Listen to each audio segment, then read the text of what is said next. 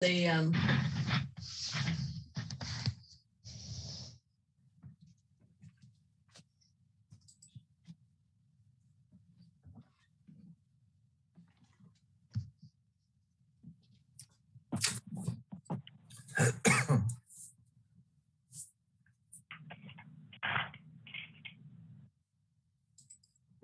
if someone can send me her phone number, I can try and conference her in so she can at least have the audio if we want, if that's workable.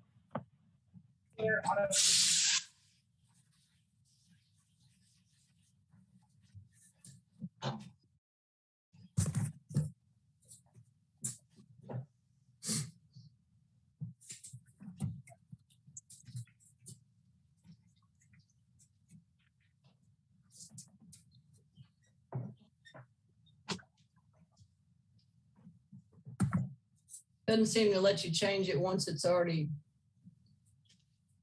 going.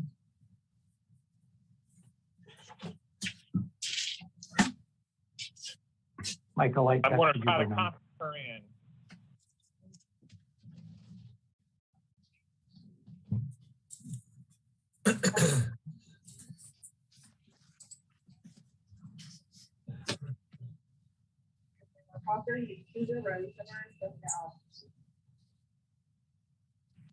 Hey guys, I don't mean to interrupt. This is David Lawson. I'm at a high school rodeo and I need to go just do something real quick. When I push the speaker looking deal at the top, does that mute me or does that make me not able to hear you? It should just mute you to us, David. Should be a line in it. Okay, so I'm going to try now. It's the mute. All right, can you hear me? I can hear you now. You need to use the mute key, not the speaker. It's on the bottom lower left, usually, David. It says mute on mine. Yeah, it's on ours. It's bottom lower left. He may be on his phone though, right, David? I am on my phone, yeah. So it may be in a little difference. Top left mute. Yep. Okay.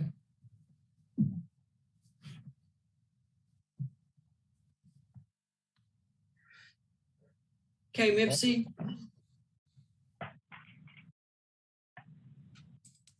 All right, so most of it would be for new business, but I did have a fund, Maylon had a fundraiser last night to raise money for the sponsorship for sashes. He raised $900, so the sashes are all sponsored for the royalty contest. I'll go over the rest of it in new business.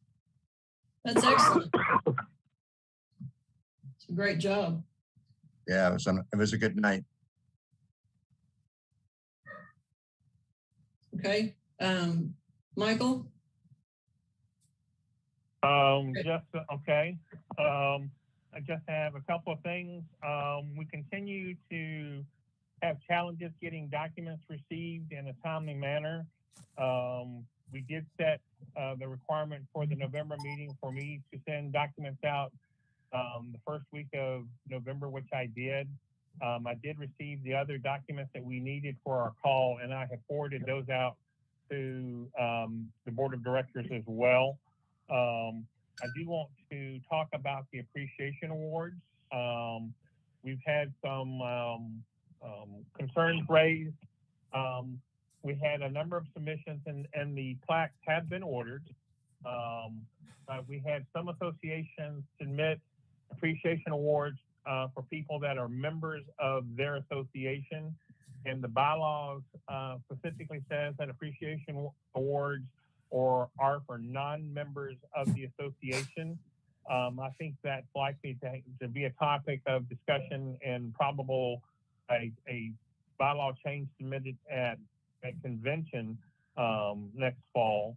And we had some associations not submit any awards, but I did reach out to the associations where they were nominating members of their association for an appreciation award.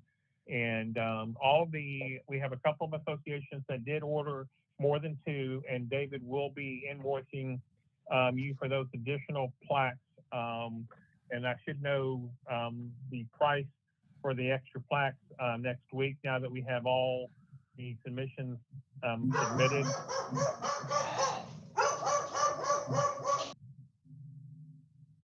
I don't know if that's good news or bad news. So just as an observation, the appreciation awards currently are for non-members of the association. The trustees awards that we vote on and give 5 at convention are restricted to contestants only. And so the only awards for people that are particularly supportive or helpful to the organization would be the International Award, which is limited to 5 per year. I think at convention, we'll see some proposals to come up with a different award structure so that we are able to recognize significant contributions by folks and not just limited to the non-members and contestants. Any questions about the appreciation awards?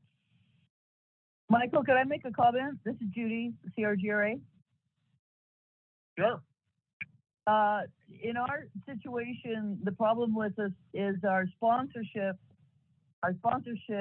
packages give our sponsors a membership. So they automatically become a member, even though they're just a sponsor. So that's kind of where we kind of tripped up, is that all of our sponsors are also members of CRGRA because that's part of the package that we give them.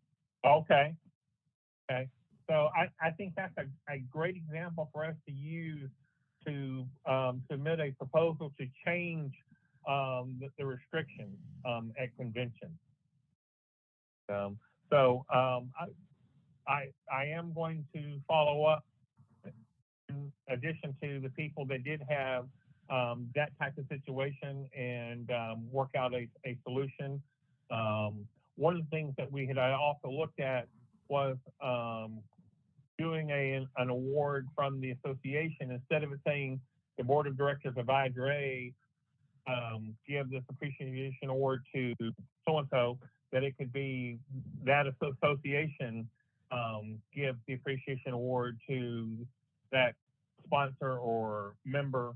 But I think we can handle those details offline if that's acceptable to everybody.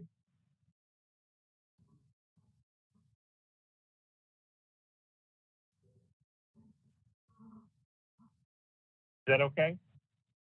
Sounds good to me. I think so. Okay. Then the other thing, past several months, we continue, for whatever reason, we seem to have significant conflict in the organization. And I think if we go back and look at our mission and goals and us try to focus on those goals and missions of the organization and try to be more, come up with ideas to improve the organization, how to make things better and work together, I think would be very ideal. The conflict is not helping us Got the volume up. achieve our goals and missions, in my view. I don't know. So I just thought I'd put that out there.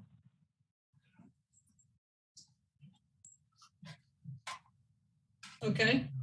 It's just not working for some reason. That's all I have, Candy. I'll have Okay. to work on it and try to figure it out.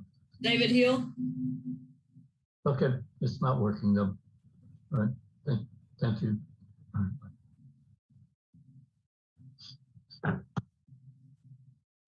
David?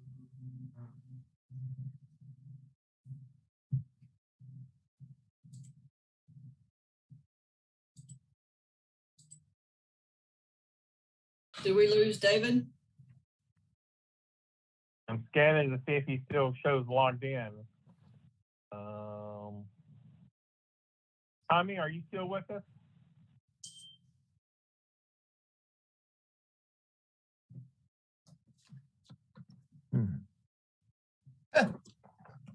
Tommy, David is offline right now. okay, He's lost. He's offline. okay. Okay, let's,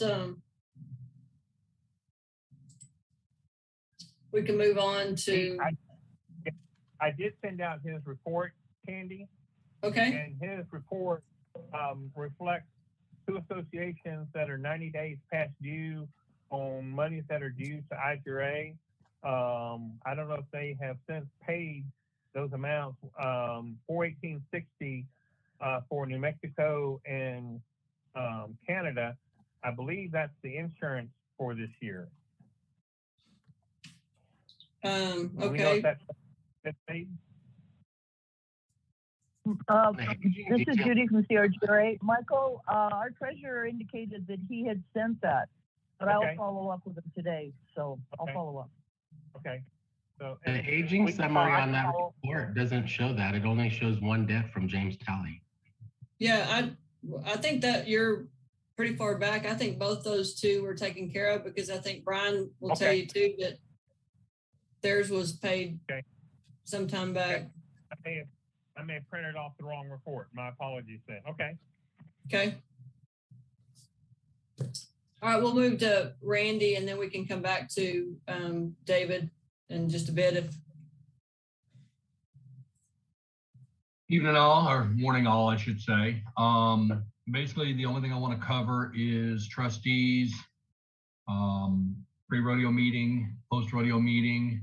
Need to step up the attendance at some of these meetings. Other than that, looking forward to the next year's rodeo season. great, thanks, Randy. We can move on to, go ahead. When Randy and I are working on the checklist for next year, and Okay. I sent him a copy to make sure that it has this other line to make sure that we have the injury reports and the rewrite forms get submitted with the checklist. And that's just an added line in the checklist, but Randy and I have been handling that offline. But the trustees should see that line added into the checklist to make sure that we capture those, so that those can be scanned and sent out to the board after each rodeo. Okay. And if there's no other changes, I will submit that updated checklist to Tommy and David to have for the rodeos, as well as to Frank to post on the website. But I'll check with Randy first before that happens. Okay. This is David. I'm back online. Okay. Any questions about the financials? Hang on just one second, David. Did anybody have any questions for Randy Edlin? As we have sent alternatives to the rodeo alternative trustees, and I've given them instructions on who to talk to. Twice trustees told one of our people that we sent that there was no post-rodeo meeting. So, and I don't know who that was, but so they didn't attend that. And then they asked about the after rodeo meeting. They weren't told about that until somebody texted them an email or something that they needed to be there. So when we have new members like we do coming to these meetings and trying to learn, I just need people maybe to understand that they need to maybe help them out a little bit more. Like I say, the person didn't know who it was that they spoke to, but they were told that neither one of those meetings were anything they needed to worry about. So that was just my concern. It would help if we had a system where we can get a hold of the trustees or the alternate trustees that are actually at the rodeo, especially when we do that 30-minute after the last posting for the post meeting, just to get the information out when the time is and everything like that. We just don't really have a good system for getting a hold of everyone. Hey, Sammy. Yes. One of the things I do like is you guys going and texting us. Yes. That works really, really well. We just need to make sure that everybody has their phones so we can go and be able to do text. And that works perfect, guys. Right. And that's what I try to do. I don't have everyone's number. That's part of the problem. I probably end up with like 3/4 of the number. So I get as much information out, and always in that text, I ask, if you know another trustee, please relay this information because they may not get it. One of the things as trustees is we send you who our alternates of, we should send you that phone number then, and maybe even email addresses would help, right? Yeah. But okay. That definitely the text, because that one's time sensitive. We don't really know when it's going to come up, that post meeting. No problem. When y'all send alternates to me, it goes to Randy and I both.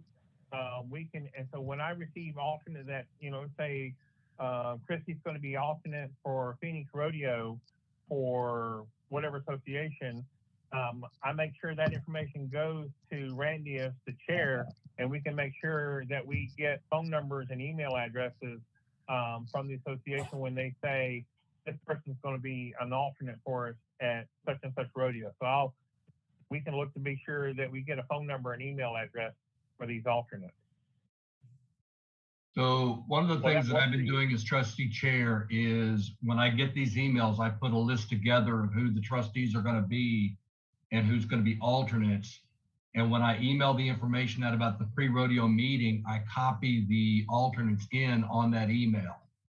So it is a great chance. We do need either a phone number list or something like that we can put together, so that when we are at the rodeos, as chair, Sammy is first alternate and Guy is my second alternate, then it would be a great chance for us to text that information out to the trustees. Then that way there's no excuse for not being there. I have a suggestion. We only had 3 rodeos this year, and it'd be nice to have more participation from the trustees themselves. I'm just going to be the big mouth who says it. Well, I think that's a great call out, is the fact that in the history that I've been involved, there are several associations that not only as a trustee don't come, they don't appoint an alternate. And that puts the burden of the effort of the work on those that are there.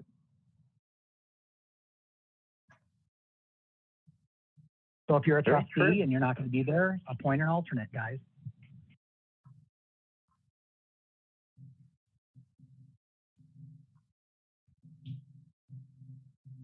Okay. So we can probably go into, was there any more questions for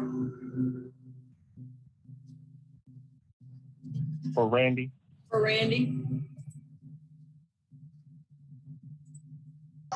Okay. I guess Seeing none, David. Sorry, Okay. Andy, I was just going to bring one more comment. I mean, while I appreciate the comments, how many people on these rodeos attend the post-rodeo meeting too? I mean, we talk about, I hear these comments, but I mean, it's about attending the post-rodeo meeting too. I know it's inconvenient, it's after. There's many people that don't. So I just ask us all to look in the mirror when we make these comments. Right, and Jack, I'm just going to add to that, because there are people that I have talked to. We've had trustees that I've talked to personally and said, and told them that when that meeting is and everything, and then they still don't show up. So a lot of it just comes down to, if you're the trustee or the alternate trustee, you need to be there. You need to represent your association.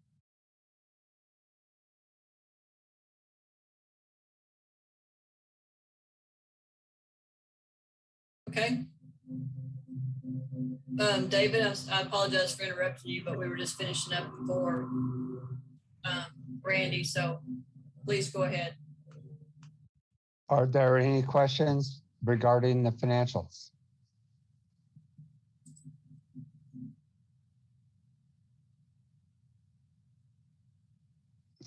Seeing none, move on. Okay. Hey, wait, I did have one question when I went through this.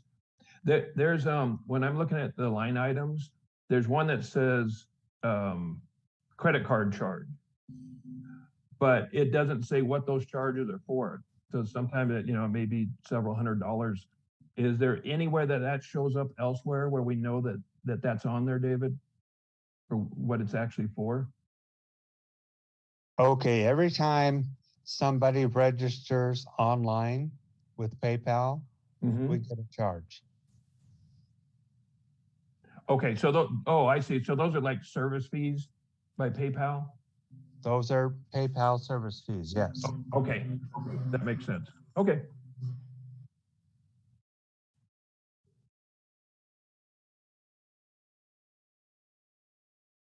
Okay, we'll move on to Tommy.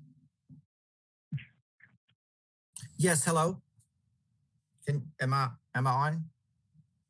You're on. You're on. Okay, Yes, great. sir. Okay, great. So the report was sent out for the insurance renewal, and you will notice, hopefully everybody looked at it and examined it.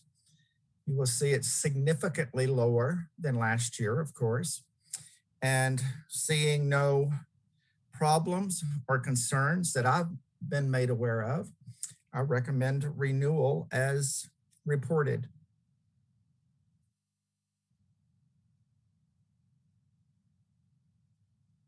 Whoops, I think I'm frozen. There we go.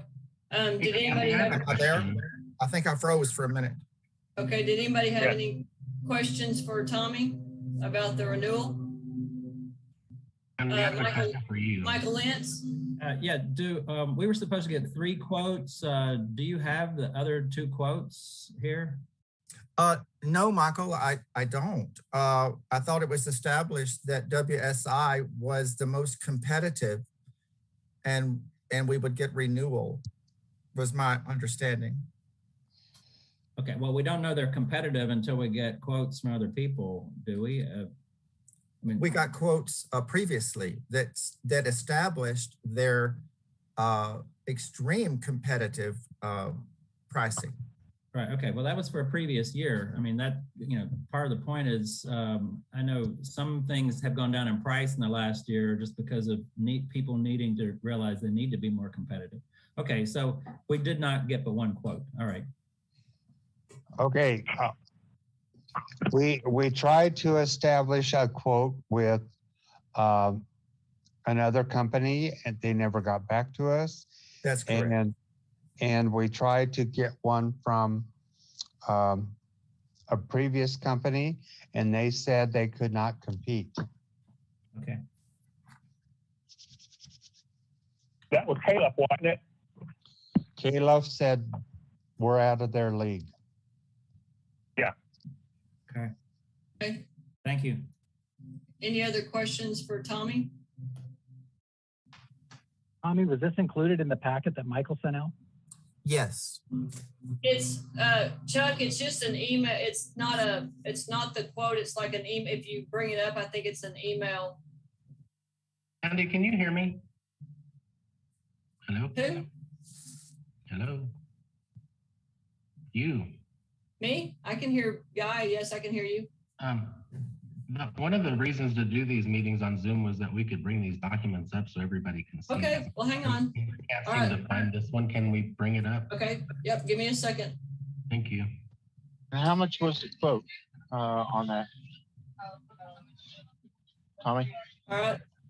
I'm Here's sorry, the what? email. Here's the email right here. Can everybody see that? No. Not yet. Oh. Nope. It's really easy. I can report the numbers.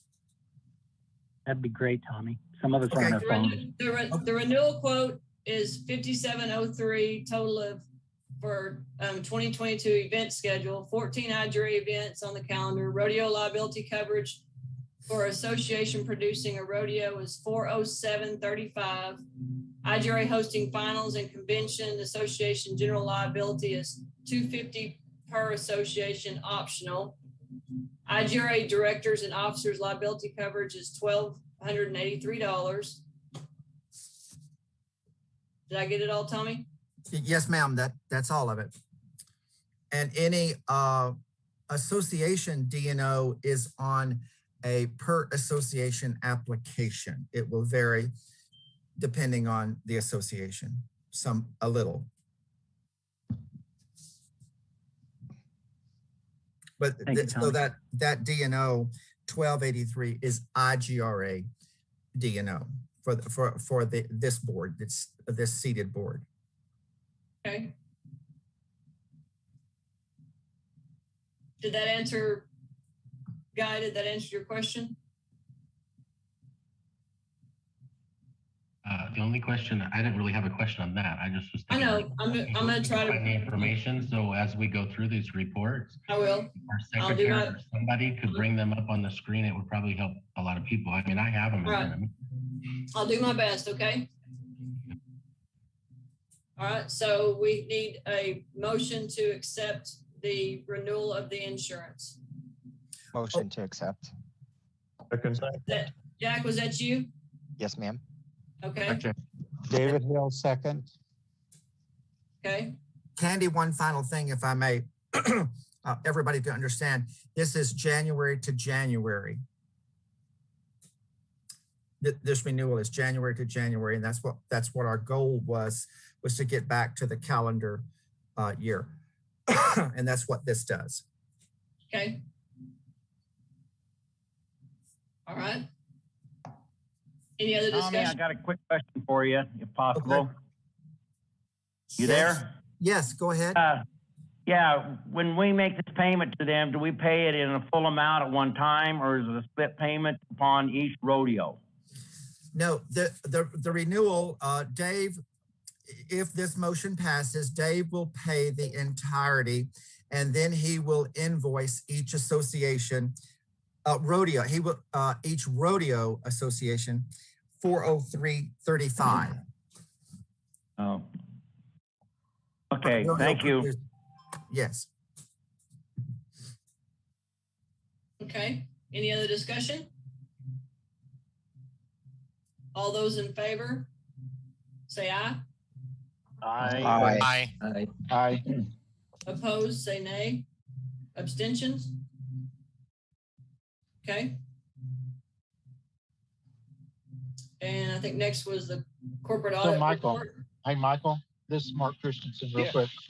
So we'll just write you out a check for $403. 407, it looked like. 407. Okay. Again, everyone should have this in the reports that Michael sent out. But we would encourage, Dave will invoice each association that is producing a rodeo. The 407 is rodeo liability coverage, only if you're producing a rodeo. Does everybody understand that? So we have 12 rodeos next year, so there'll be 12 invoices to associations for the insurance. Thank you, Does Michael. that cover That's rodeo what I was schools wondering. also, Thank you. Tommy? I'm sorry, what? Does that cover rodeo schools also? Yes, if your school is on the schedule as we asked, that answer is yes. If you produce something after today or put something on the schedule, it would be an additional cost. Okay, thank you. You're welcome. Okay. So one other topic, Tommy, that I know you and I have talked about at length is if any association adds an event where IGRA is listed as a beneficiary or whatever, and especially if it involves alcohol, they need to let us know so that additional event can be added, and there would likely be an additional cost to have an additional event added to the insurance. Is that correct? Well, I'm not sure I'm understanding your comment, Michael. Okay, I'm going to say, I'm going to pretend that I am CGRA and that I'm having a barrel race, and I am selling alcohol drinks to the spectators and the participants at this barrel race that my association is putting on, that has general public access, and I am saying I'm doing this in the name of this member association of IGRA as a fundraiser. If we're doing an event and we're selling alcohol, is that type of an event need to be disclosed and covered? Yes. Okay. Yeah, you would need to contact me or WSI, the insurance, and get that coverage. If it's not on this schedule. Isn't that fall under the club insurance? That is what I heard at the beginning was if IGRA is a beneficiary, and I don't necessarily agree that if somebody's a beneficiary that we have to insure them. Yeah, I didn't. Thank you, Guy, for clarifying that. That kind of confused me as well. Yeah.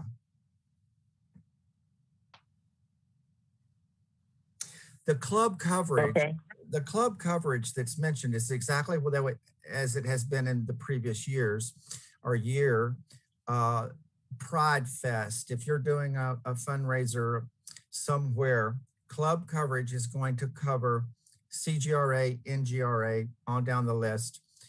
If you are producing a barrel race out there, that is a significantly larger risk of liability.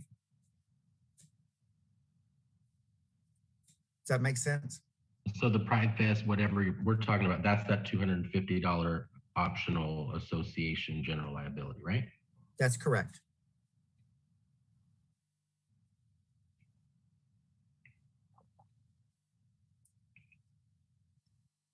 Okay.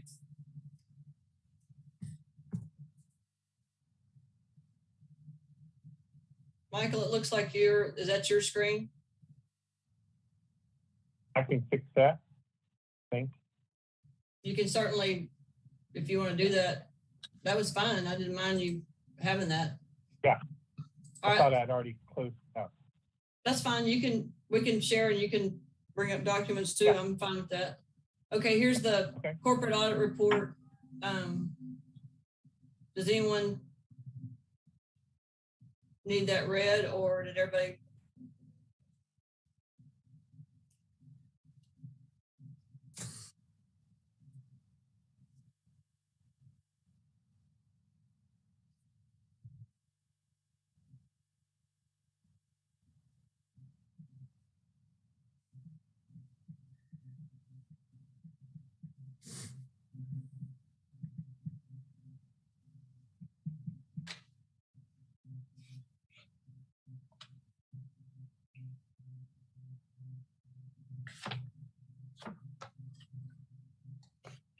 Did anyone didn't hear anybody say they needed it read?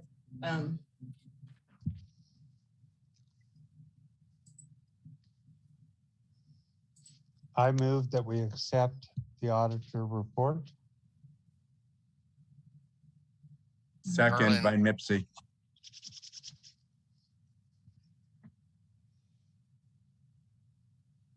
Any discussion? Seeing none, all those in favor say aye. Aye. Aye.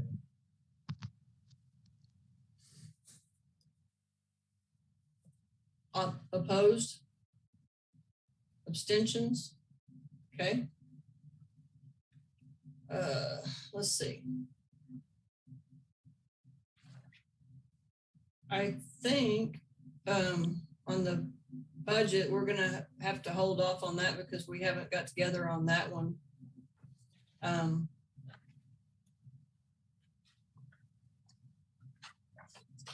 So Mipsy, do you have some community outreach? And besides, is this kind of overlapping from earlier, Mipsy? Yeah, it is overlapping from earlier.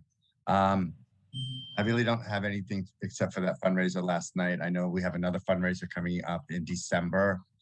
Nick and Travis are doing a fundraiser for the Crown. So that's all I have for really community outreach. Except I think a couple of folks went to I think North Star for the contest last 2 months ago or a month ago. And I think some are planning to go up to Missouri for theirs. Okay. So Mipsy, this is David. How many contestants do we have for the February contest? We officially have, or unofficially 7. We will not have anyone in the Mr. category. The Mr. from New Mexico is actually going to end up in the male category. So we're going to have 2 MS, 2 MS, 3 Misters, and 2 Miss. Missy, this is Kevin in UGRA. Our Mr. is interested in competing, has been doing stuff here in Salt Lake to meet the stuff that they need to compete. The deadline for that entry is December 1st, I was told. The deadline is December 17th. Okay. And that information should have been sent out to you with all the stuff from the, I think. So did you send that stuff out? I sent everything you sent me. Okay, so you should have it, Kevin. Okay. And I'm going to review it in new business. And if folks don't have it, just let me know. I'll resend it out to you all. I have it. I just was thinking December 1st, and in this case, to me, December 1st is the best way to tell them. So. Oh, okay. So that gets done. Okay. Whatever you feel is what you need to do. Okay, thank you. You're welcome. Okay. Any questions for Mipsy? I'll go over everything in new business. Okay. Next, he has membership standing committee. Or no, membership committee, sorry, I beg your pardon. Yeah. We had one association not renew for 2022. That's IGRA. There had been some emails back and forth in August and so forth. We thought they would go ahead and renew for 2022, but I think they may plan on coming back in 2023. Tony, is there any update on that? The last 3 meetings, it's just been me and the treasurer. We had someone last year that pretty much drove our entire board out. So with COVID and the bars kind of barely opening up earlier in the year, we've tried having meetings and no one's, unfortunately for David and I, no one's been at the meetings. So I told David, I'll give it 6 months. Someone else wants to take it. If they're afraid of me, that's fine. But I see no interest from anybody. I just got an email 2 days ago from a guy that's interested. Hopefully he's a contestant. Maybe we can get more contestants. We don't have a gay newspaper to utilize anymore. And I was going to ask if anybody knew how they're getting the word out with no gay press anymore. But yeah, it's kind of been very sad. Unfortunately, the last board of directors left us a mess. It took us months to get our 501c3 information. We had to go through the city. And then Michael mentioned something to me, and so did Tessie, about the way that it was spelt on a piece of paper, IGRA. So I tried that and I was able to find the information for our nonprofit status. So that was real helpful. We have enough money to pay to be a member, but like I told Michael and a couple of the others, would it behoove us to donate it to a charity locally, like our runaway teens group that has housing for them, or just give it to IGRA? And there was really no answer. So we're going to hold it and hope we can raise some more money. And I kind of had the problem that the other associations had with the awards is Alcala's, which is our only Western store, is a member, but they're the only ones that donate constantly to us. So it was kind of like, I can't give an award to a business if they're already a member. So we addressed that earlier. And I'm usually the only one that goes from our association to a rodeo. So, you know, It's kind of weird. Okay. Okay. From a membership perspective, also sent out a reminder to the 5 associations that had trustees that were expiring at the end of this year. Jack has already been elected or appointed for a new term, and Chris Tobin has been appointed to fill the rest of the term for this year for North Star, and then they will make a decision about their term, the 3-year term for starting in January. I believe that decision will get made next month. And I talked with Mike Lentz, and just so everyone knows, the trustees' terms are staggered to expire. 1/3 expires 1 year, the second third expires the next year, and the last third expires the 3rd year. And so we have a kind of like a rotation like we do for the officers. So Kevin and Michael Lentz for Atlantic States were on the list, Colorado and North Star. So I'm just waiting to hear who their trustee will be for the next 3-year term for their association. Michael, based on your email, I'm going to go ahead and list you as filling the next term. And well, we can talk further offline if we need to. Yeah, the decision's not been finalized. It should be by the first Wednesday in December, so it's just a couple of weeks away. I have put my name forward to serve again, and when the election or the appointment takes place, I'll let you know as soon as possible. But we'll know in December. We'll know by the well, the first week of December is fine. So. Okay. Yeah, because I'll send out an updated list of the trustees to the board members at the end of the year. So having that by the end of the year will work great. Thank you. Michael, UGRA at our last meeting, I was re-put in as the trustee for the next term. So it'll be Kevin. That update. Thank you. You have my congratulations. Yeah.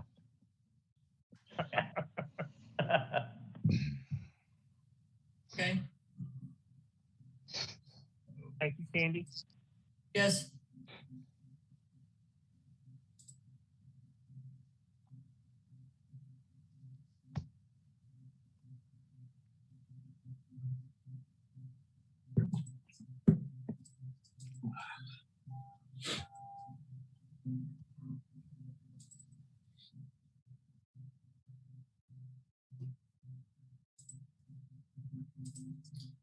At the last meeting, we did something in reverse of what we did in 20.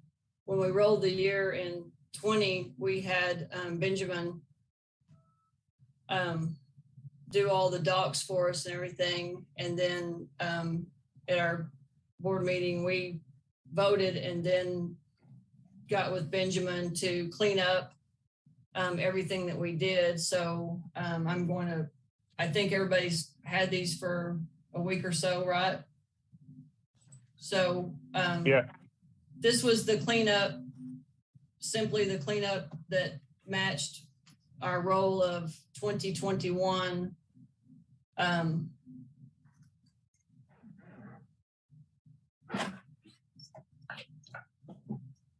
Candy? Yes. So one thing that I saw in Benjamin's documents was where he said that the vote that the board did to move, let the VP decide where finals would be located. Benjamin did in his report point out that that motion was out of order and that the board of directors did not have the authority to move a royalty from the finals event. I think there was some verbiage in there that there is a mechanism that the board could move the contest, to February of next year, but the bylaw change that was voted on in the board meeting, he said would have to be nullified. Everything else just was pretty much what had been hashed out in our last 2 meetings. Yes, specifically, this is Benjamin. Thanks, Michael. Specifically, the motion I believe that the board passed was to change the bylaws about about the competition. And so the board, only the convention can change the bylaws. That said, due to the pandemic concerns in 2020 and 2021, this body has acted in a necessary manner that was contrary to the bylaws. So it's kind of a technicality, is that the bylaw wouldn't be changed by that motion that was passed, but the action of moving the competition could fall under the same pandemic exceptions that all the other changes that this board has been doing for the past 2 years. So it's kind of a technicality. I just wanted to make it clear that wouldn't, the bylaws shouldn't be adjusted based on what the board did, even though the competition could be held again due to the pandemic exceptions like we've done with other factors.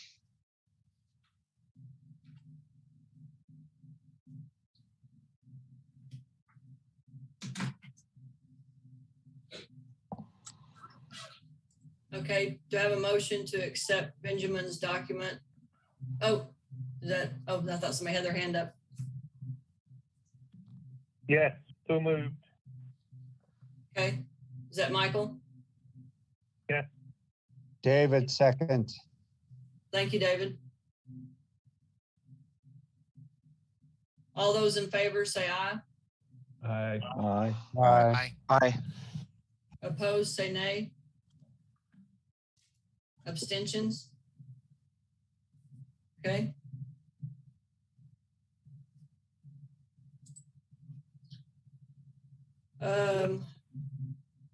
Next he had the IRS for 2021. Did you mean 20 on that one, Michael? Yeah.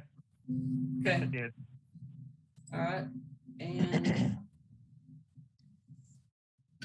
did you add that? So that wouldn't have been on this one. That would have been a later one, right? Yeah, I sent the original return out along with the other letter. So the 990 EZ form has been forwarded out to the entire board. Michael had a couple of minor adjustments into the documents where he corrected the executive board, where we took Tony off, or he took Tony off and put Guy in as part of the executive board, and that also listed the hours that each board member spends per month. I needed a date since they're on separate emails of that one, so I can go to it. Yeah, so the original drafts were sent out and they're dated October 31. So please note that the Halloween documents are not the correct documents. That was the draft for review. We did have a pretty effective review, and I did make 5 very minor changes, 5 or 6. Now I've lost count. One of them was there was a weird calculation thing in the automatic software that forced a $1 error in. So I had to find the right place to fix the $1. That got rid of the Schedule B. So that Schedule B document, the original draft, is irrelevant. We didn't really have a Schedule B, and we didn't need to file one.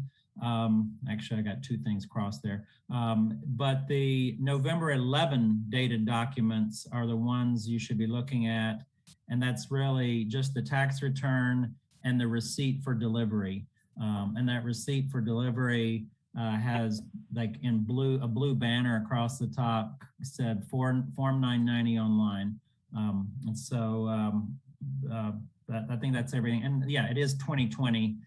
Filed in 2021, but it is, and it's, they're actually due tomorrow, but we got them in before then. So if anyone has any questions now, that's a good thing. And I guess, Michael, you sent those out maybe Friday. That should be the date.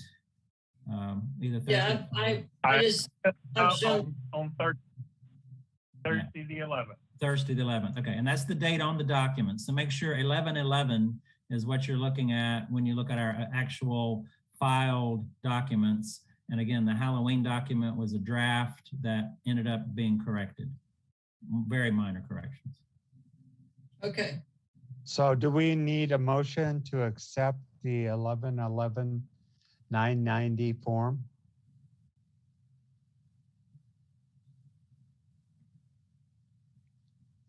It wouldn't hurt, would it? If so, I will make that motion. Erlen will second it. Okay. Was there any other discussion? And I can bring up the other document again if anybody, the actual filing.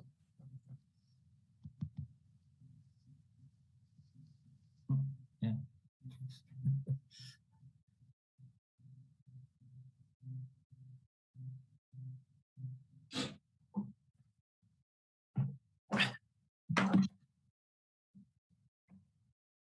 Can you see my screen? Yes. Okay. There you go. I will note for your information, this is always drives me nuts. There's a bunch of blank pages because there are items that don't apply to us because we're a 501c3, not a 4 or a 7 or a hospital or all these other different other things. And traditionally, I used to file forms and not include blank pages, but the actual new rule from the IRS is you put blank pages in. So you're going to see a bunch of blank pages. Look at the very top and go back to like a prior page. You'll see that things that look blank or didn't apply to us. As far as our public charity status, this was our 5th year. So we don't do the public charity calculation. On the other hand, for 2021, that will now kick in. We will do the public charity test. And the good news is we will meet the public charity test, which is important next year. So that's sort of a little nuance that's worth knowing about. When is the filing date for this due? Our calendar year is our fiscal year. So it's the 15th day of the 5th month. So officially the initial date is May 15, which I think we should really try to do this year. We had some extraordinary circumstances because as you recall, we had not gotten our 501c3 renewal letter by the 15th. And so we filed an extension. That extension is on file. I think that was shared at least to the e-board. I'm not sure if it was shared to everybody. And that gave us a 6-month automatic extension from May 15 to November 15. So the 15th day of the 5th month after the end of your fiscal year is a corporate due date. And so it's May 15 is our due date. I want everybody to remember that. And this year we had the extension to the 15th of November with the 6-month automatic extension. And I recommend we continue using these same folks for doing our taxes. It is free for the most part. If suddenly we got millions of dollars that came into us, we'd have to pay like a $70 fee, but I will gladly trade $70 for $1 million any day. But the other nice thing about it is because we filed already, all the historical numbers are already in the system. So when you file the future taxes, it brings in past data and boy, it makes things move a lot faster.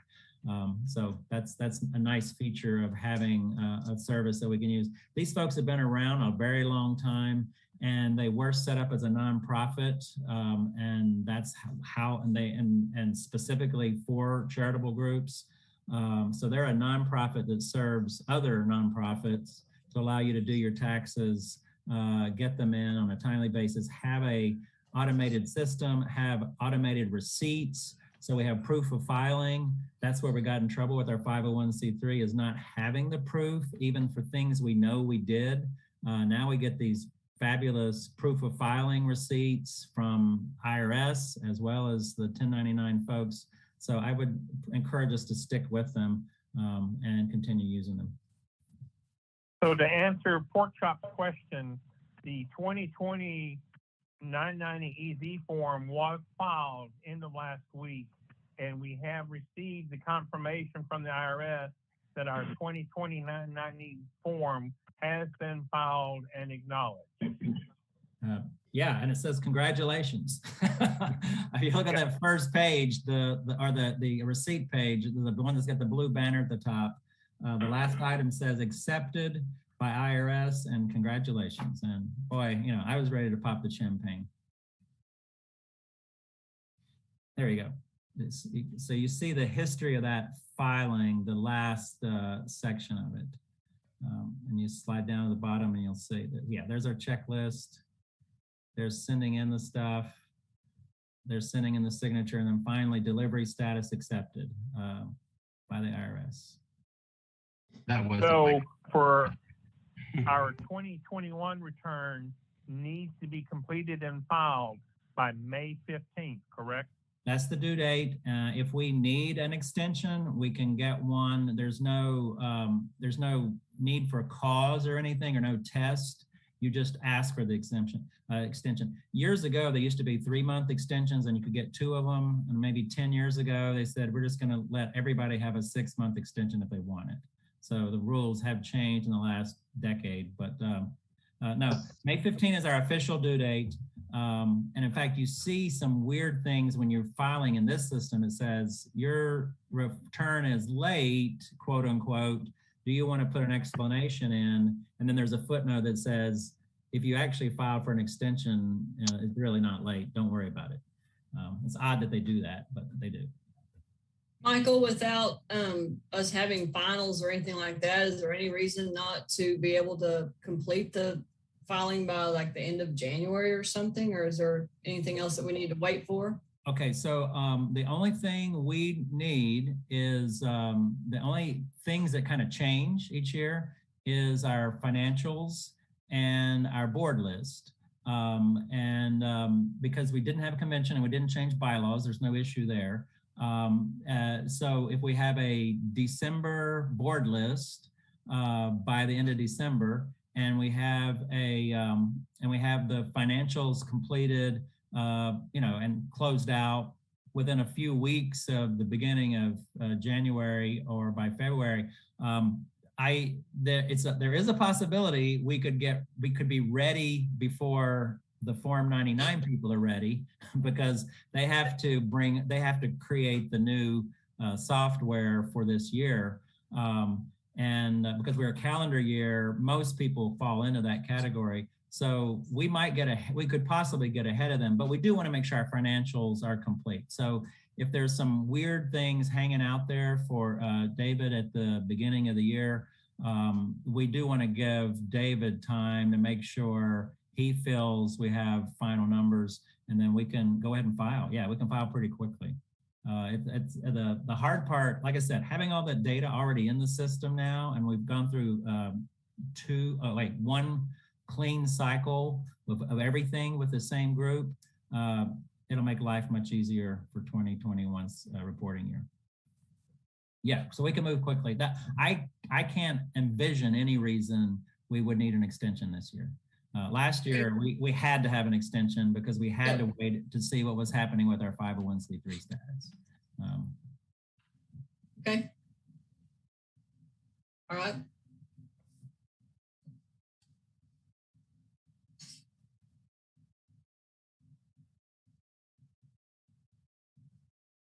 Michael, you want to let me have it back for a minute so I can go to the next item? Just for a second, then I'll let you add the documents each time. That seems to be a lot easier. There you go. That's fine.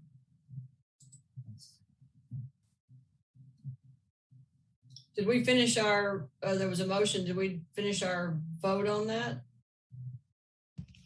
I don't have a vote recorded. Okay.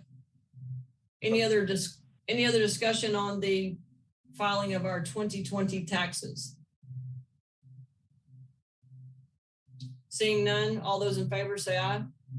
Aye. Aye. Opposed, say nay. Abstentions? Okay. Great job, Mike, Lance. I really appreciate all your hard work on that. Absolutely wonderful. Yeah, thank you. Thanks to everybody that gave some comments and input. Okay, we've already done the insurance. We need to approve MGRA rodeo date change to the weekend of June 17th through 19th. I'll make the motion to approve that. This is Randy. Okay, Randy. Make the motion to second it, the West. Okay. Who seconded? Wes. Okay, thank you. Okay. And I And the Garland, you are posted on the website now. Go ahead, Garland. it's June 11th to the 12th. Oh. That's what's on our application. We certainly need to correct that. And Garland, you want to talk about the new place real fast? You said new location? Yeah, we're going down to Sedalia. It's where we was scheduled to go before the pandemic, the Missouri State Fairgrounds. We will be in an outdoor arena, but it's a nice arena. They'll bring in good dirt and great grandstands and everything. Good area, plenty of parking and everything, and great horse stalls and all down there. So great. So the correct date was 12th. What did you say? 11th and 12th. Okay, perfect. With rodeo school on Friday the 10th. Okay, so 10th through the 12th. Yep. Right, perfect. All right. Do you know if there's Wi-Fi access out there? I don't. We asked, but I can't remember. We'll find out again. So if you can find out if they have Wi-Fi at the facility, and do you plan on having registration at the hotel or at the ground? That's yet to be determined. We will let you know. Okay. Garland? Okay. Yeah. Hey, I do believe in talking to Steve down there at the fairgrounds. Yes, there is. We just need to talk to him like 2 weeks before the rodeo. That's right. Okay. I just couldn't remember off the top of my head. Thanks, Angela. Okay. Any other discussion? We had a motion in a second, right, Michael? Yeah. Yes. Wes Okay. was the second. Got it. Okay. All those in favor say aye. Aye. Aye. Opposed, say nay. Abstentions? Okay, Garland, you're all approved. Michael, the next one says data change, or is that date change? That should be date change.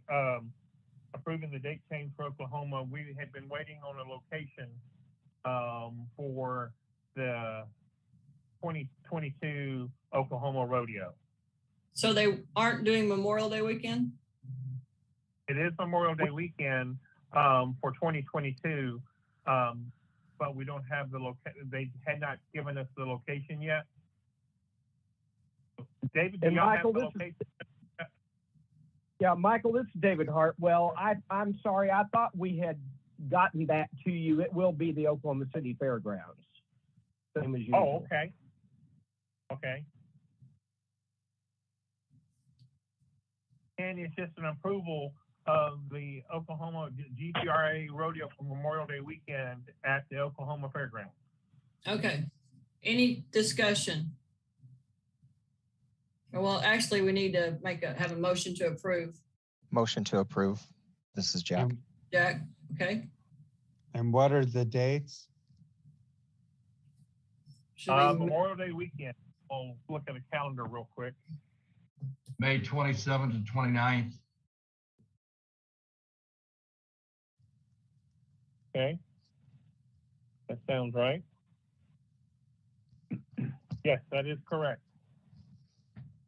Memorial Day is on the 30th, so it's the 27th through the 29th. Okay. Do we have a second? Andy, I'll second it. All right, that's Randy. Any further discussion? Bless you. Thank you. All those in favor say aye. Aye. Aye. Opposed, say nay. Abstentions? Okay. You've already discussed the trustee replacements. Yep. So WGRF 2022. I'll probably let Sam talk to you a bit. He and I, there's some news on this as far as our past approval place. So Sam, you still on? Yeah, yes. Okay, so for Westworld, all of the weekends of October and November for 2022 are booked up already. So what we're looking for is if there are other submissions, other ideas, locations, and because Westworld just is not going to be an option for us.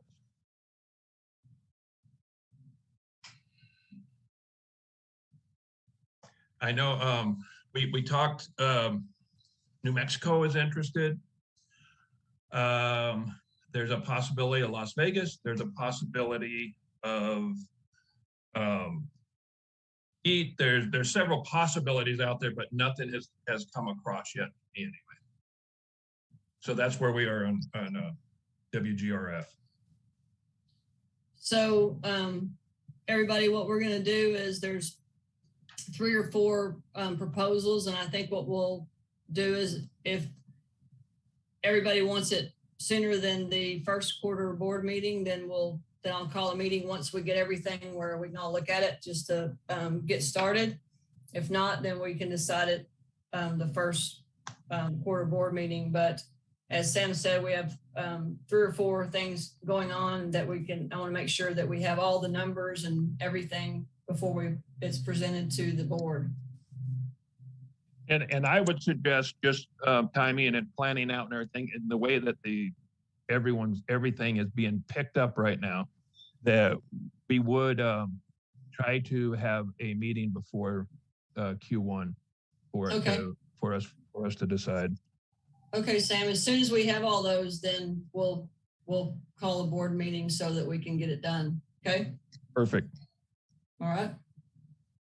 Do we currently have a WGRF Finals Rodeo Director selected, or is that going to happen first of the year?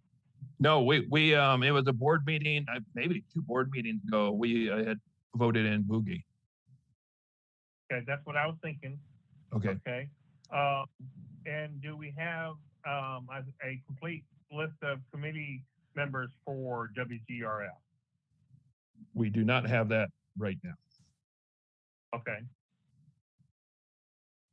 We can take the oldest one. I can find a copy, Sam, and we can confirm with people and then have social media, put an email out to all the trustees and then do a social media blast of everybody that wants to be involved after I think the best thing to do is once we get our location, you seem to get a little more involvement from that area. So let's do that. That sounds good. Okay. And all of that affects, Michael, all of that affects the budget for 2022. Yes, it does. Correct. So we that as soon as possible. And I did make a note that the officials for WGRF would be reviewed and approved at the Q1 board meeting. Would you see that happening before the Q1 board meeting? I don't know that it has to. I think that could go to Q1. I think once we get the location and all that, and then like David said, we needed all that for part of the budget. So then that Q1 can be the okay. Okay. Yeah, that's what I was thinking as well. Okay, just want to make sure. So I noted that in the minute. Okay. Any discussion or comments on our plan for that? But if we can get the all these proposals in, we'll do this as soon as possible, not to affect anybody's holiday. Okay. All right. The next thing you have on the agenda is convention planning. So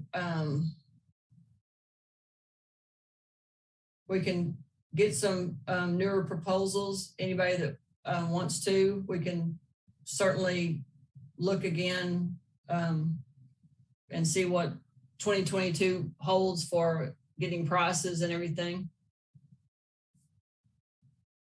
Candy?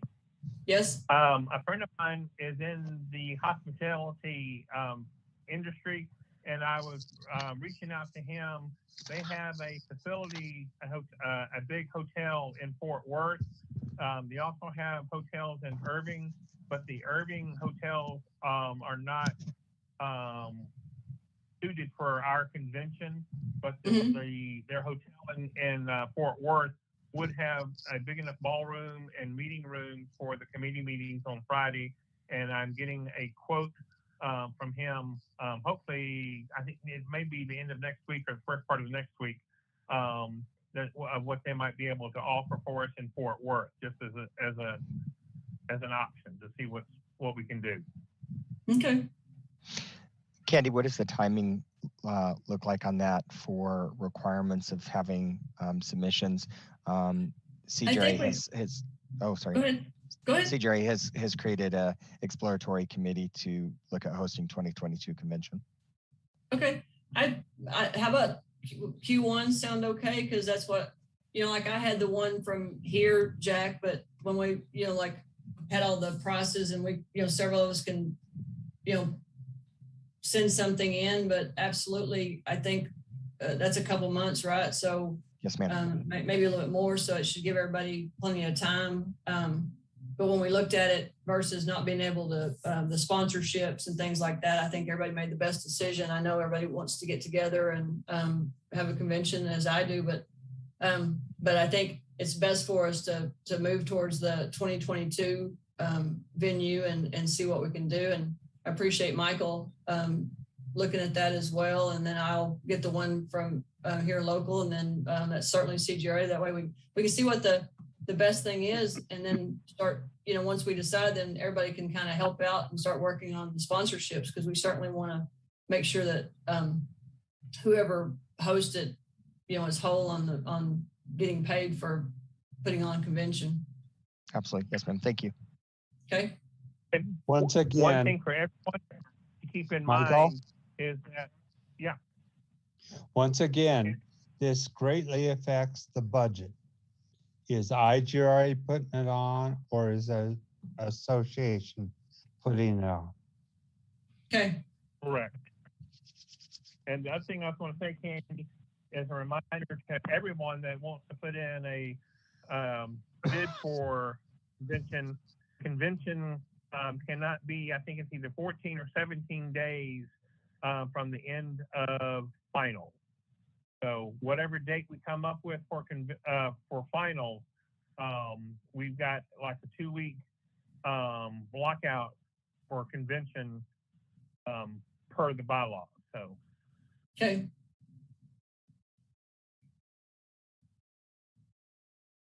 All right. So anybody interested, we need to have the proposal for that at the Q1 board meeting.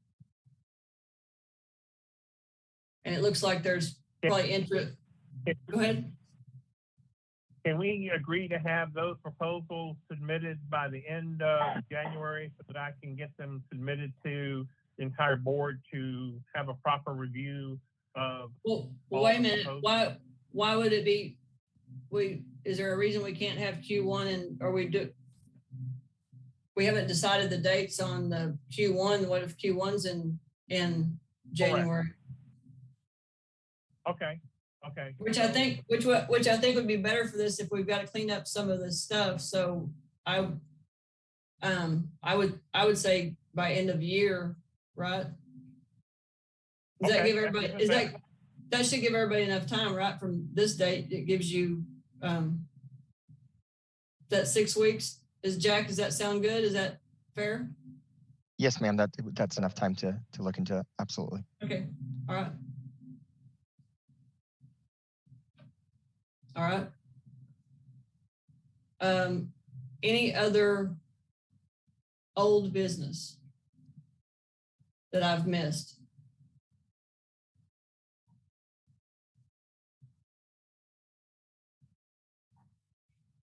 Okay, we'll move on to new business. Michael, you want to share?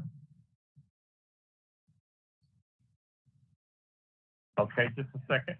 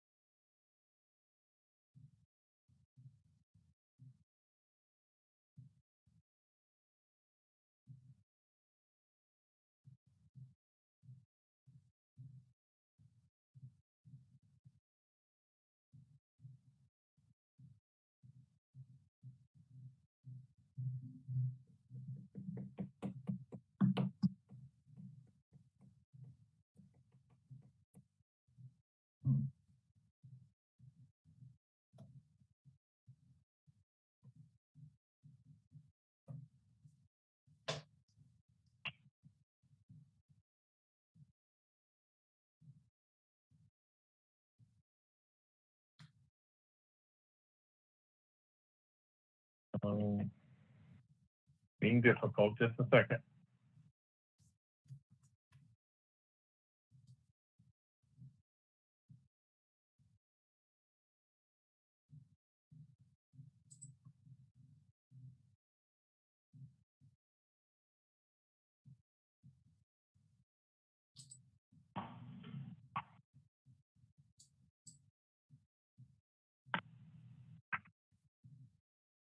Shared. While we're waiting, Frank, are you able to change passwords on the current board members?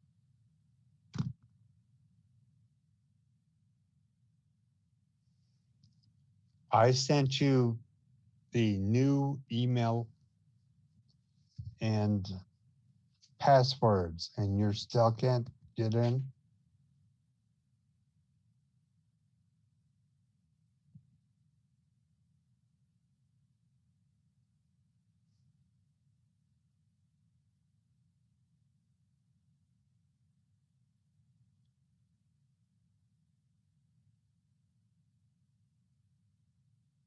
Not a problem. I will do that.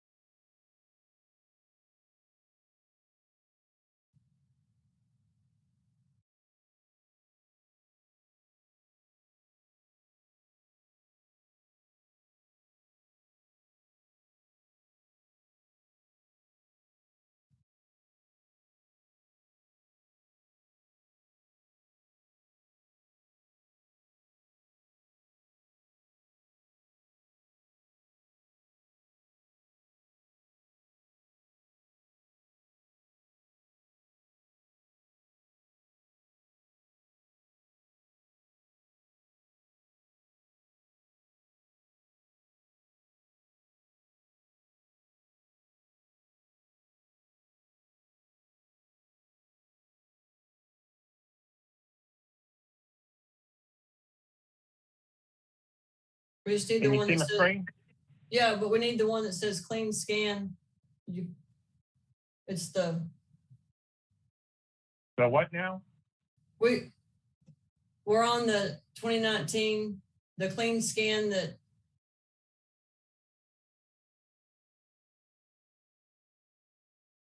the new business right there. No. New business? Yeah, we're on the letter from the IRS. Oh, okay.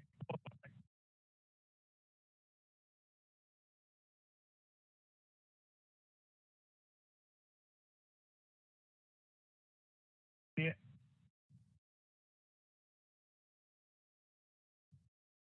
Yeah. So you can see it? Yes. Okay. It's in within a rather than attachments, like a body of your Yeah, this is what I got received from Linton. He also sent me a scanned copy of the letter itself. But here's the letter. The penalty.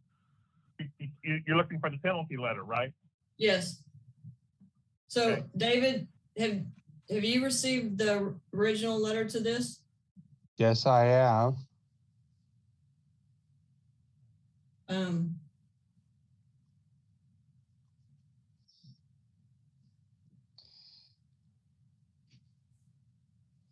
I would like to report that the original 990s were sent out on time, and I have copies of them. However, the post office apparently did not receive them, and therefore we got this received letter. But this letter is not for the 990. This fine is for the 1099. Okay, I'm sorry, Michael. The 1099s were sent out on time, and then it was reported to me that they were not received, so I sent them out electronically, and therefore we got this letter. Okay, David, for us to be able to try to not have this fine, what do we have? We just have the copies. Do we have anything that shows receipt of mail or anything? We have copies of what was sent out. We do not have a return receipt requested of those filings. Okay. David, those were paper, just to clarify, the originals were paper? They were paper. And so do you have like your file that says the date they were prepared? I mean, like, is there electronic something that? Nothing electronic. Okay. All I did was assume that the goddamn post office would accept them. I mailed them, and they are postmarked on the date that they were done. But I guess my question was, if you had something that had a date on it that they were prepared or sent. I have a date that they were prepared. Oh, that's what I want. But I do not have a return receipt requested by DeJovi's public post office receipt. No, but so what is that date though? Because that's the thing we need to know. It is the date they were supposed to be filed. February 28th or what? I think that was January 31st. January 30th. Okay, okay. I will send you a copy of it. All right, great.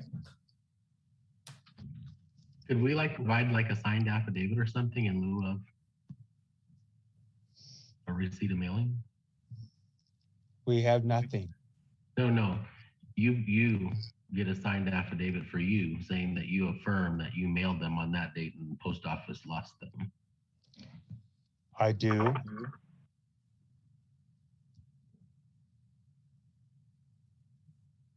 So am I okay to speak here? Yes, go ahead. All right, so when we were trying to set up the 501c3 or get that put back together, it required refiling of some old taxes, and we decided to do that, and I accepted that responsibility to kind of pull things together and lead that effort. And so in that course of that, I was added to the IRS database as a authorized person. And the good thing about that is I'm not a paid authorized person. I'm actually a member of the board. So that made things easier.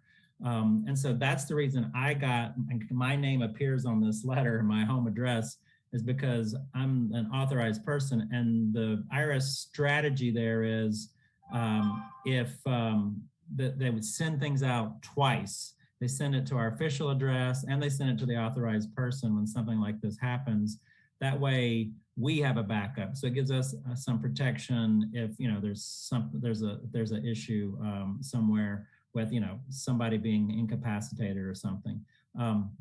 Anyway, so there are at least three different things we could do here. One is just don't do anything but pay the fine.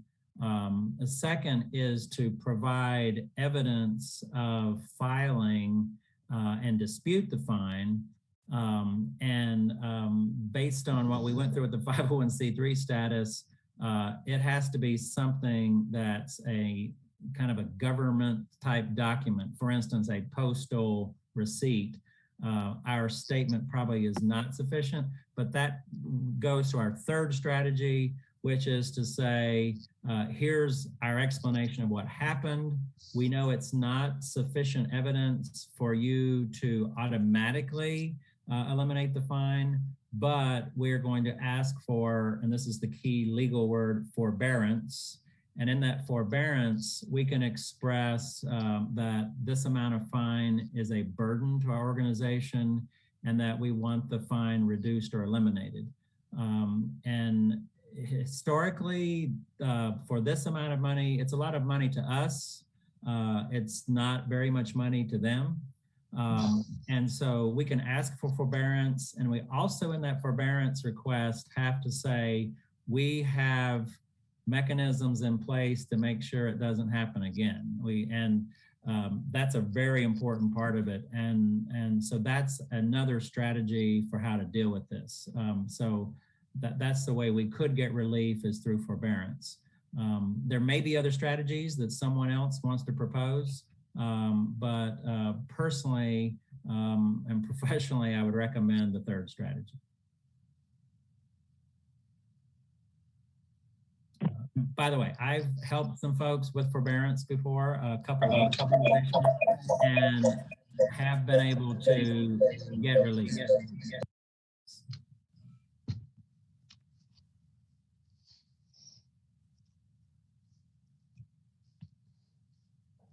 Michael, this is David Hartwell. I have a quick question, if you don't mind. Sure. Do you know, or maybe this is better asked of you, David Hill, do either of you know why this was submitted without a return receipt requested being obtained?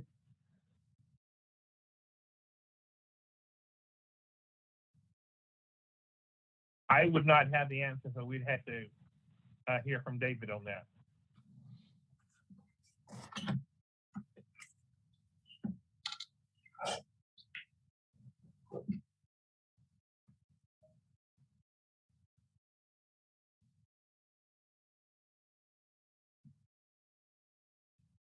Did we lose David as well? David Hill, you still there? I'm here. I did not realize that every fucking email or letter to the goddamn government needs to receive a receipt requested recovered. I mean, I think that's true. I mean, it's like it's a kind of a hard lesson, but I mean, we know now that you cannot do anything without some kind of receipt. That's again, going back to our tax filing them electronically, where you get an electronic receipt and you get something hard proof that's, and this is, and they're on the qualified list of people to receive things.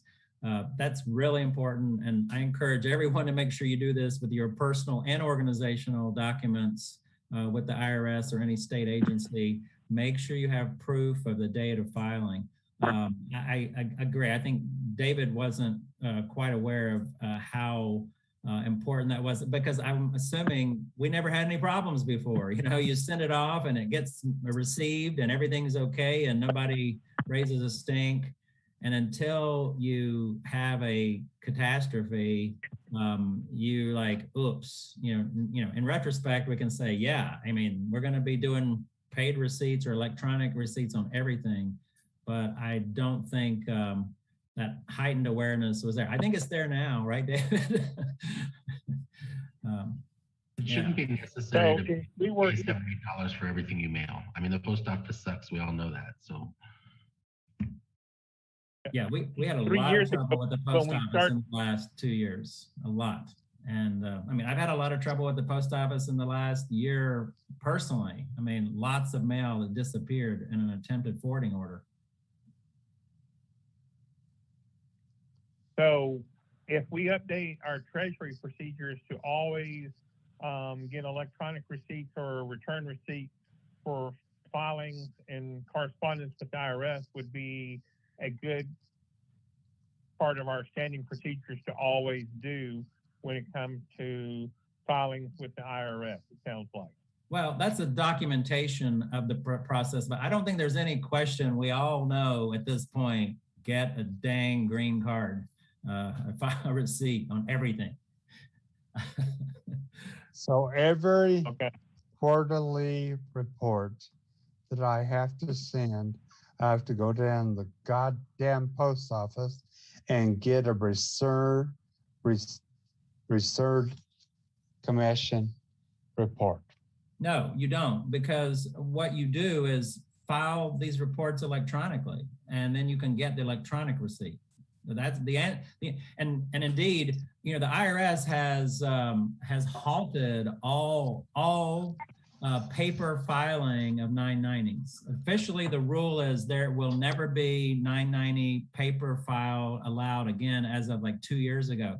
They have done a waiver and they're kind of stretching it out, and it looks like they've stretched it out now another year. So in reality, you can still file paper, but legally, paper returns are a thing of the past. So legally, paper returns are banned. It's just that they've had this extension just as a hardship for people who, I guess, don't have a computer. I don't, but anyway, so, and that's where it's all going. I mean, that's part of the IRS, you know, government-wide initiative is paper is gone. It's a thing of the past. Everything is going electric. It's just that there are these extensions for hardship that haven't kicked in yet. Someday they're going to finally say, okay, you've had 10 years to get rid of paper. You know, we banned it 10 years ago. We're finally going to enforce it. It hasn't happened yet, but it will. So go electronic. That's the answer. And you get electronic receipts. As you see in that blue form that's went out with the taxes, you will have a receipt and you have it electronic, and you can, it's already scanned. You can upload it to a, you know, the cloud and keep it forever. But that's the answer. File electronically. Michael, if I'm not mistaken, this is Chris Tobin. If I'm not mistaken, they've also gotten away from paper 1099s to be filed with the IRS. Everything. It's all gone. I mean, it's, so you know, your 1040s is going to disappear. Your 1040s are going to disappear here soon. Right. But what I'm saying is that could be the reason why they're saying that they didn't get it. They didn't get it electronically. David mailed it. No, they know they can still take paper forms and they still process them. But if you look at the processing dates versus receipt on paper things, you know, our taxes are already showing in their system from last week as being filed. But the paper stuff is, if we filed them by paper if they've been received by paper last week, it would be 6 months before that would be posted. It's just a huge backlog because they've gotten rid of staff in handling paper. And so that's along with the assumption that paper is disappearing. They're not hiring anybody to handle paper. And as people retire, it's going away. So they don't have a record of us filing these, you know, because we've been on the phone with them. And so, and again, it could be lost. I'm telling you. I mean, we've gone through so much stuff getting lost. Wow. So, Michael, do we need a motion to move forward with the avenue that you recommended for remedy? We need a decision of how to handle it. Yeah. So Candy, I would make a recommendation that we move forward with Michael's recommendation and ask for his help in seeking relief from this bill. Yeah, forbearance and abatement. Absolutely. Okay. No, second that. Was that pork chop? Whatever. Yeah, it was originally, yeah. Okay. And I think, David, did you comment that, Hartwell, did you comment that you had someone who could help review the letter before we file it? I do. Yeah, Okay. I have a colleague who is a tax specialist and should be happy to do that for free. Okay, thank you. So we will get some professional help beyond our personal experience and knowledge of the situation. Fortunately, the nice thing about this letter from the IRS, usually they say, you need to talk to us in 5 days, or, you know, we're going to assume you agree with this. There is no deadline for addressing this in the letter, which I thought was really clear. But we will move on this and get it done in the next couple of weeks. We should be able to get that done. pretty quickly. Okay. There's been a motion and a second. Any other discussion on this? All those in favor say aye. Aye. Aye. Aye. Aye. Opposed, say nay. Abstentions? Okay. You drop that down, Michael, and go back to the agenda. Okay.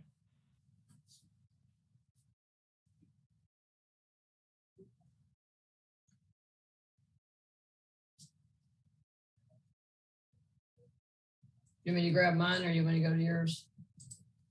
You can go to yours, share your screen. I'm either way fine. Trying to get the page to move. Does that come up or do I need to share a screen?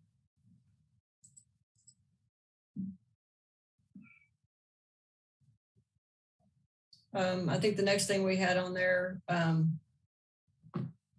was Frank talked to me a couple times, I think in Denver, and was asking that we start looking for like a backup webmaster to help out and start working to take over our page in case he's not feeling well. So if anybody has an interest or has an idea, we can start looking into that. If anybody has any suggestions. Should they reach out to you and Frank, or how do you want to handle that?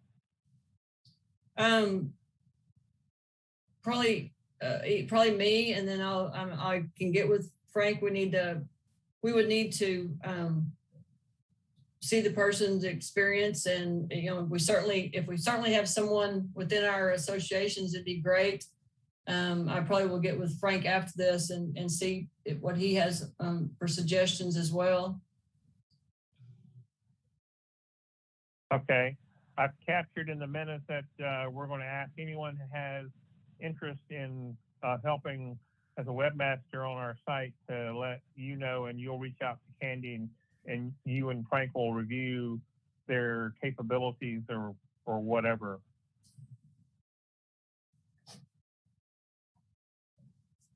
Okay. Do we want to say y'all need that any input by the end of December? Or yes, absolutely. Okay.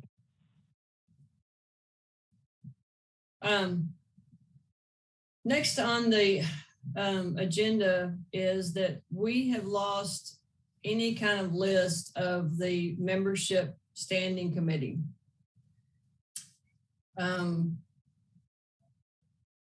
Been looking back through the minutes and stuff, and so that's a problem because we've got a couple of things to deal with.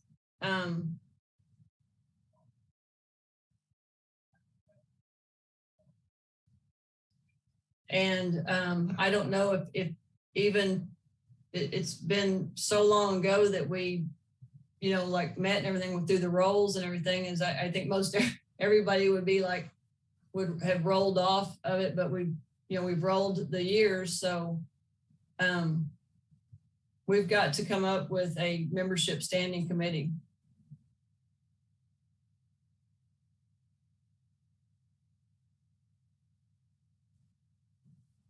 Candy, this is Brian Schwender. Yes, hey Brian. Hey, I believe I'm on that committee. Did that not roll over with other things?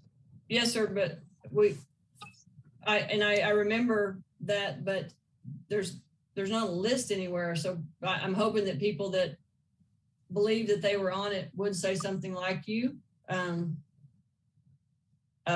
because we have no list. I believe I was on it too, Candy. I thought we made those decisions in the post-convention trustee meeting in Denver at last convention. Right? And Brian, is that correct? I agreed with you and have those minutes don't reflect any of that. So that's our problem. We had the minutes from the post-Denver meeting, and we had the minutes from the meeting after Salt Lake as well. and neither one of those minutes captured the updates to the member standing committee. I remembered we talked about it, but for the life of me, I don't know why I don't have it in the minutes.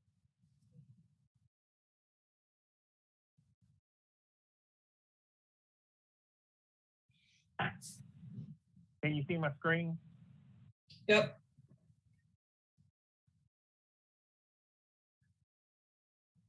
So we need a total I of feel 5 like in trustees. my recollection, I don't think we did replacements for these positions since Little Rock. Was that the year before Denver? No, Salt Lake was. Salt Lake and then Arkansas. I can go back and look at the Little Rock minutes and see if it's captured in there. But when these were done, and if it was done in Little Rock, then the terms I think will all have expired because it's a 2-year term. And so we had at the time when we did this, I think Chuck was 1 year, and I think Gene Frakes was 2 years. We had a couple of people that we did 2-year terms and a couple that did 1 year, just so that there could be transition among the trustees.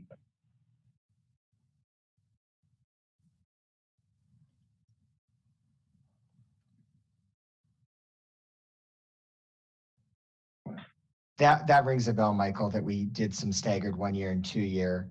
And that does, for me, Brian, correct me if you disagree, but that does resonate from our meeting in Denver. So it might have been, that would be 2 years after Arkansas. So that would make sense. Okay. At one of those trustees meetings, I was asked to be on that because somebody was moving into a different position, but I can't tell you when it was or where it was. Okay. Well, if it was over 2 years ago, then the time would have expired. I cut and paste requirements from the bylaws into a document. I got those on the screen. I sent those out to everybody.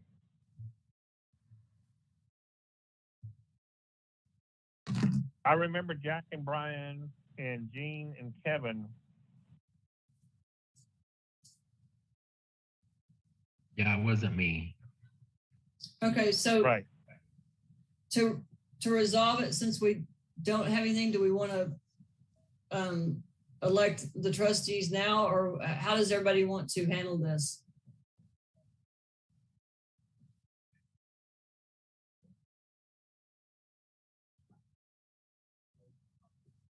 I think that's a great idea, Candy. If it's in accordance with our bylaws that we select since no one remembers, there's no record, that we select it and move forward with it. Okay. My 2 cents. All right. Since someone's speaking, I always have something to say. They have to roll off. You have to determine who you're doing for how many years, all that. Can I make a proposal that we select 3 trustees to serve 2 years and 2 trustees to serve 1 year to get the transition covered?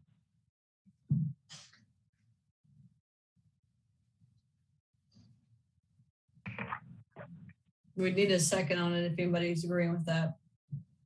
This is Chili. I'll second it. Okay. Any discussion on that proposal? That's in accordance with what our bylaws say, right? Yeah. Yeah, we need it. Okay. All those in favor say aye. Aye. Aye. Aye. Opposed, say nay. Abstentions?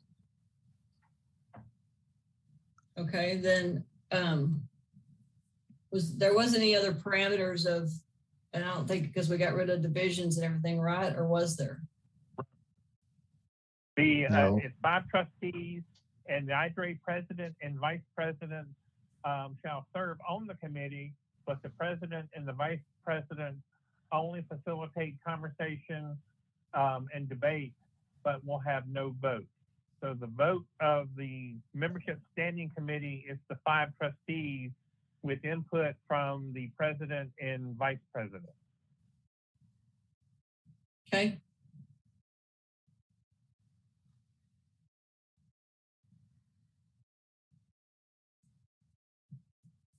All right, so who all has interest in wanting to be on this? I know Jack said he did. It's Brian, I'm interested. Okay, Brian. I've been on the committee before. If you don't have any other people interested, I can do it as a Okay. lectures, but I'm not. Guy. Candy, this is Wes. I'll step up. Okay, Wes.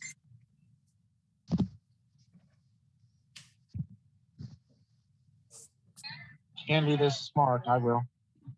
Mark. So now we just decide who does a 2-year term and who does a 1-year term. Well, that's only 4, Michael, right? No, Jack, Brian, Guy, Wes, and Mark. That's 5. Ah, gotcha. I missed Brian. Thank you, ma'am. Okay.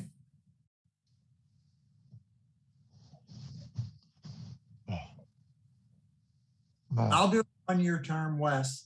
Okay, there's Wes, and then one more volunteer for a 1, and then we'll have it fixed. This is Chili, I'll do it. No, well, we already, Chili, it's got to be out of these 5 that we already have. So, Guy, you said 1? Yeah. Okay. So your 2-year terms are Jack, Brian, and Mark. Your 1-year term is Guy and Wes. And that will be in the minutes from this meeting. Perfect. Ain't gonna get missed. Okay. Thank you.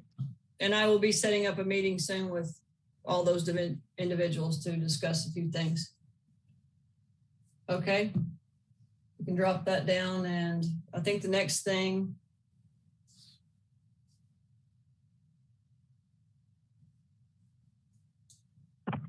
was deciding the quarterly meeting.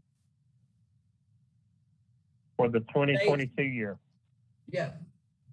And I would think that we want to have one in January before the rodeo. Is everybody in agreement with that?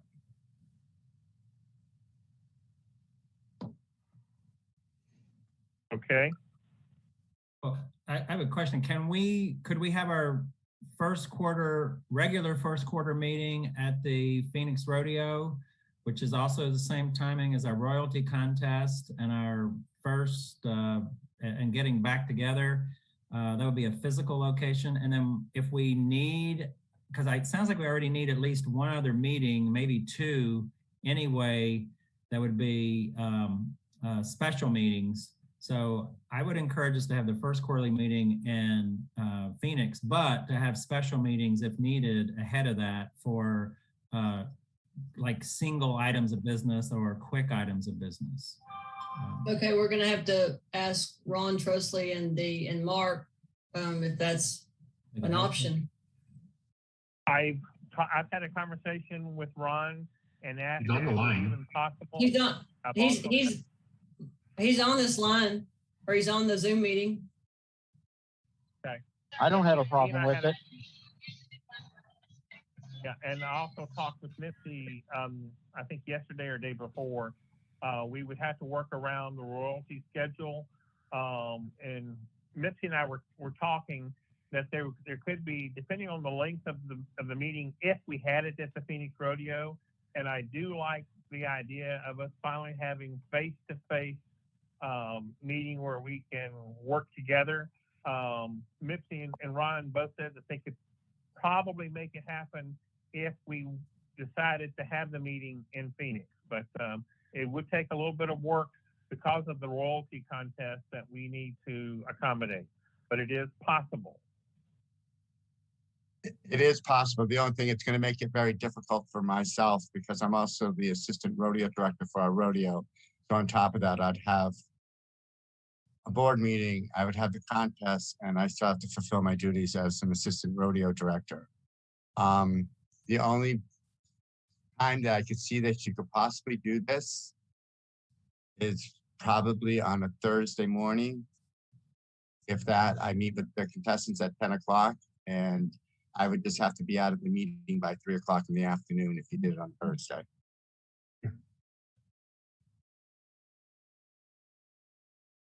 I'm good with Thursday. And having our trustees at the Phoenix Rodeo can also help us have all the association judges slots filled. So, you know, it's good to have the trustees participate in our royalty contest as judges if possible. Absolutely. So Mark and Mipsy, can you check and make sure there's like a meeting room for us? Because Thursday morning is absolutely perfect, and then everybody can help out with the royalty. And that means you're going to have horse stalls and stuff available for all of us to get there prior to Thursday morning. That is true. Dave. We will have to look on that. So let us look into that first. Yeah, you would have, I mean, we could probably get you an account because it would be David and myself, and I have to think about who else that is on the board that maybe just us. Chuck, Brian. Brian, that's right. Brian and Chuck, that's exactly right. So let me ask this. It sounded like to me that Michael Butts was the only one who had a conflict. So I'm just curious if Michael is he available to make his report and maybe not attend the entire meeting?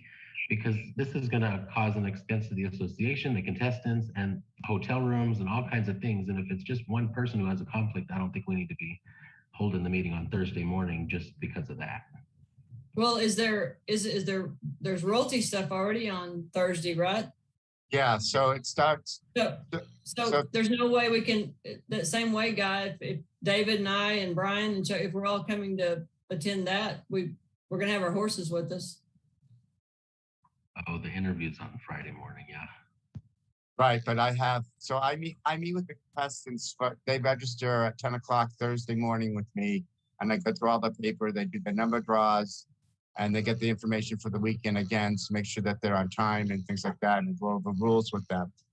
Then after that, I'm free until about 3 o'clock in the afternoon because I have to be at Charlie's, because that is where our Western Wear and onstage portion of the contest will begin on Thursday night before our mini rodeo. So I have time, it's just limited. I would be able to give a report, I just would not be able to stay for the full meeting. Could I ask Mark, are you having a rodeo school on Friday, and are some trustees involved in that? Yes, we are having a rodeo school on Friday, and we do have trustees involved in that. Thanks, Mark. Sounds like a busy weekend. So could we 10 o'clock Thursday work going for it? Instead of doing it at Phoenix?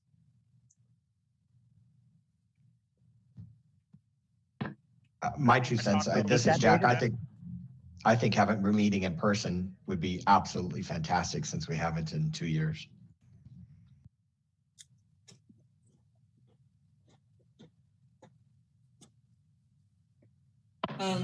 I agree, but we just need to keep in mind that we've got to work out the us coming early with the horses issue.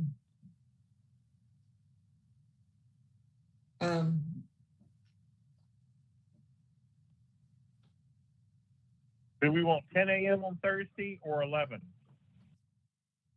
Why so late?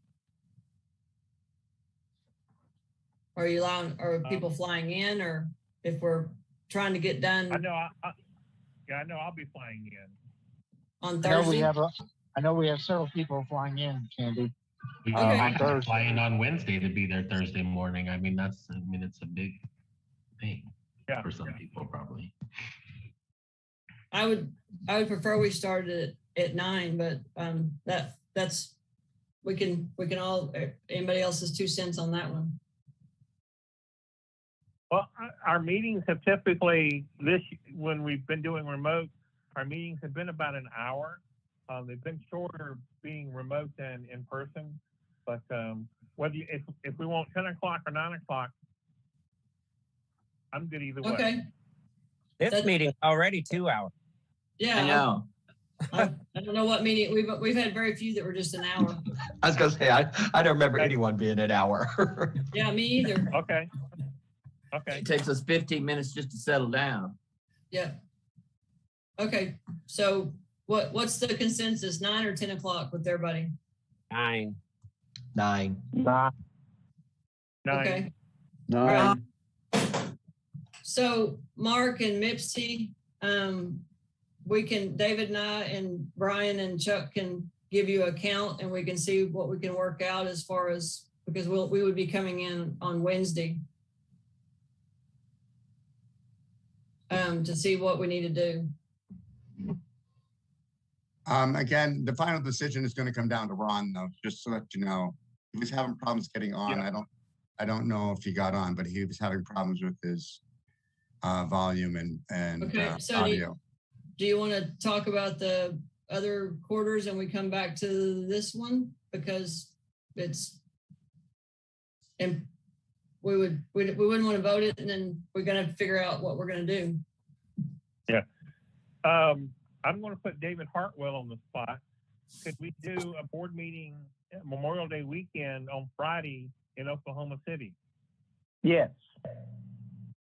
Yes, we've got, I know we have meeting space available to accommodate that. We checked that out when we were going to host the rodeo last year. So yes, we can do that.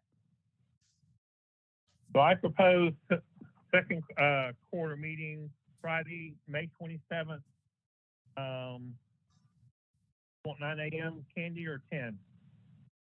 9, especially if you're moving it to a Friday, you got several of us contestants that have to get out in to the arena. Okay. Now, just to repeat, no one can fly in on that Wednesday. They have to fly in on Wednesday because your first flight arriving into Phoenix will be 9 a.m. from Dallas or from Chicago or anywhere from the east. So if you're going to do a meeting that minute, you're making someone actually add another night to their hotel stay. So that's almost adding 5 to 6 night stay. Wednesday, Thursday, Friday, Saturday, Sunday, Monday. Yeah, so you're already talking 6 days for people. Chili, sorry, we moved past that when we're talking about Memorial Day in May in Oklahoma. No. Well, I'm just thinking ahead. You're going to be bitching that people couldn't show up to it. Can we make a contingency that we have an electronic option for those who have those hardships? Oh, definitely. Yeah, but if you're landing at 9 o'clock in the morning and the meeting's already started, you're in an airport. No. What I'm saying is if you can't come in the day before or you can't get there on time the day of, then you stay home and you attend the meeting online or something like that. I mean, everybody's going to have their own situation. They can figure out their decisions like a big boy or girl. But if there's an electronic option, then somebody can dial in from anywhere, unless they're on a plane.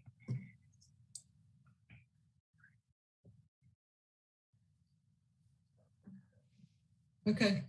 We've moved past that, but and we have to speak to Ron first. So I don't know if Mipsy or Mark's trying to call him or find out if they can find out for us. Let's go to Q3, which would be July through September. Do we have any associations with the rodeo in those months that? North Star.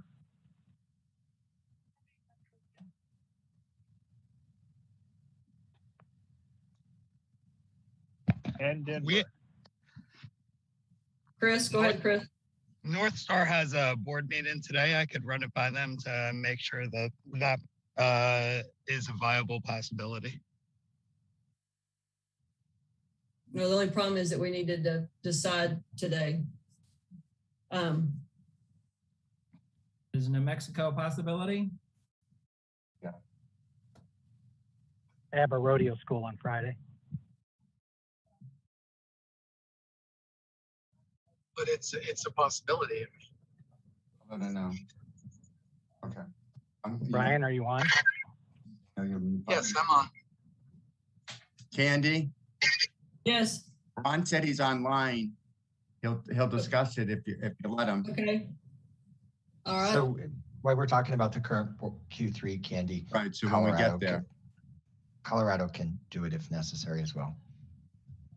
We are happy to host as always. Okay, so yours is a absolute, and the other two are they don't know. So that's pretty simple math there, right? So Colorado is willing to take the third meeting. Three. Okay. So Ron, can you hear me?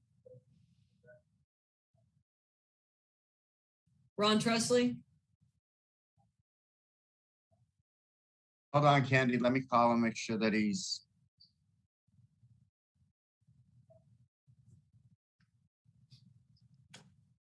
I see him connected.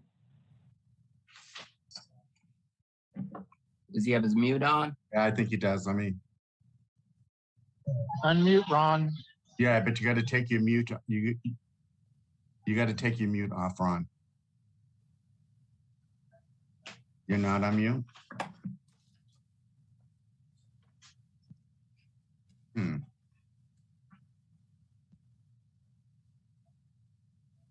you see, is he muted? Maybe he doesn't have his speaker on his computer.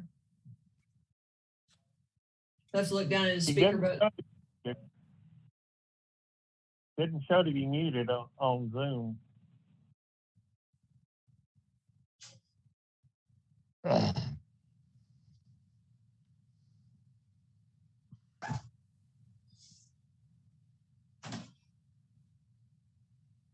Is that you, Ron?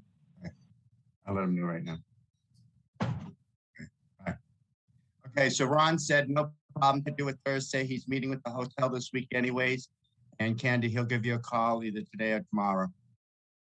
Okay, but he is okay with it? Yeah. Okay. He'll figure it out. All right. So we have Phoenix for Q1, Oklahoma City for Q2, and Colorado for Q3.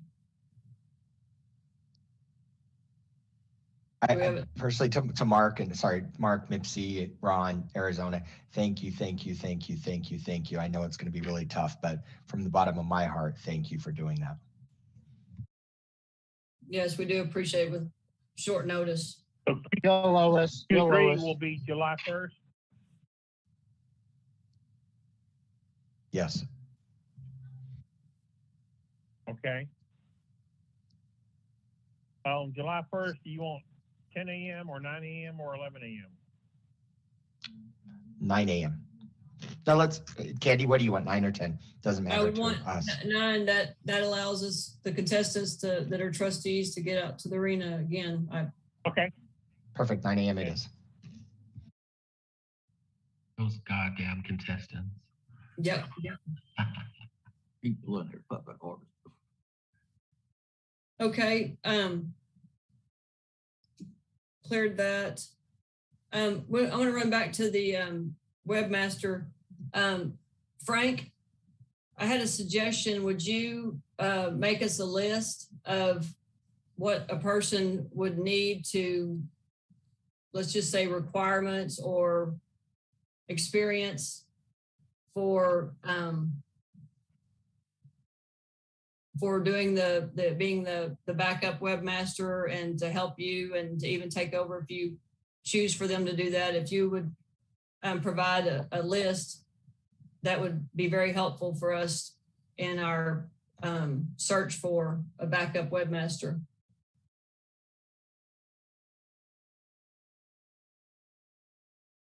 Yes, sir. Agreed. Okay. All right. Michael is put up a document. I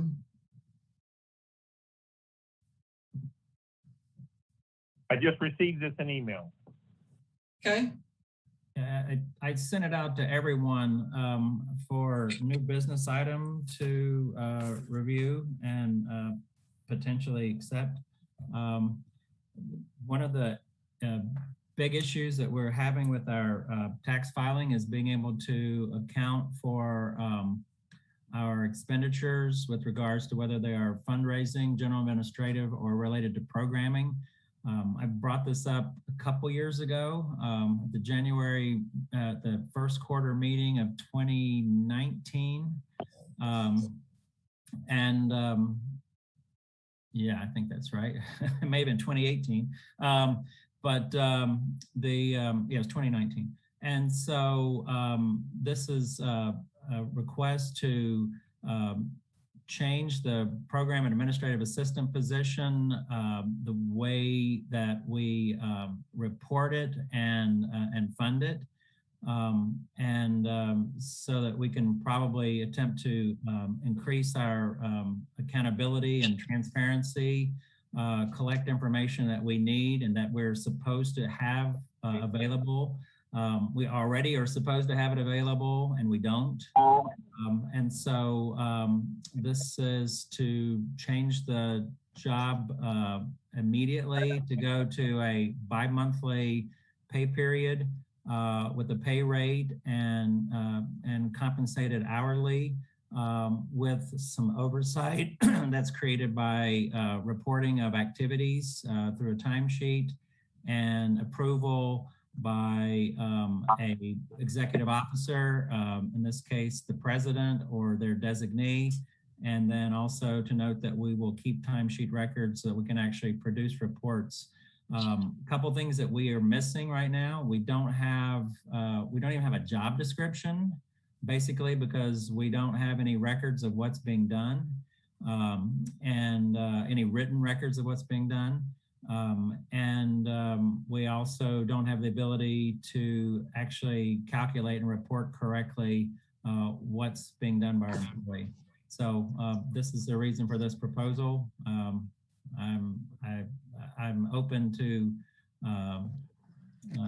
any kind of suggestions or comments or even amendments, but I'd like something on the table. So I move this item, which will need a second.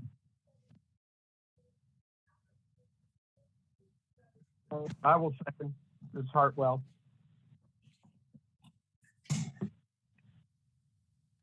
At one point, we had a job description and a thing about regular reviews in the bylaws, and at some point that got taken out.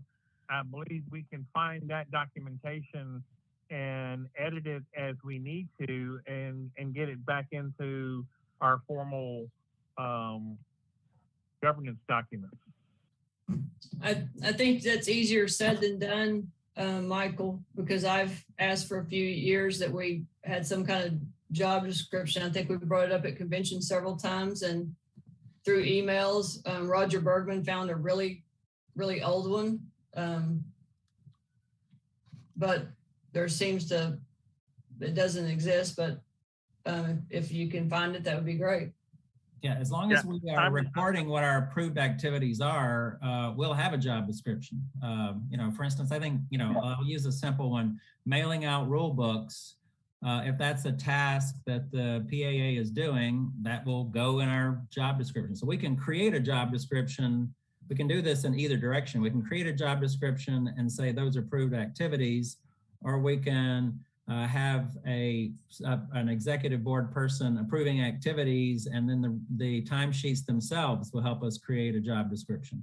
And not only that, it'll tell us what proportion of time and give us information about scheduling, when we need hours, when we don't need hours. I think we should be paying for what we're getting and getting what we're paid for. If we are asking this person to do 70 hours a week of work, we need to acknowledge that. On the other hand, if they aren't working, I don't think they should be paid. Candy and Michael, if it's helpful, this is Benjamin. I have access to that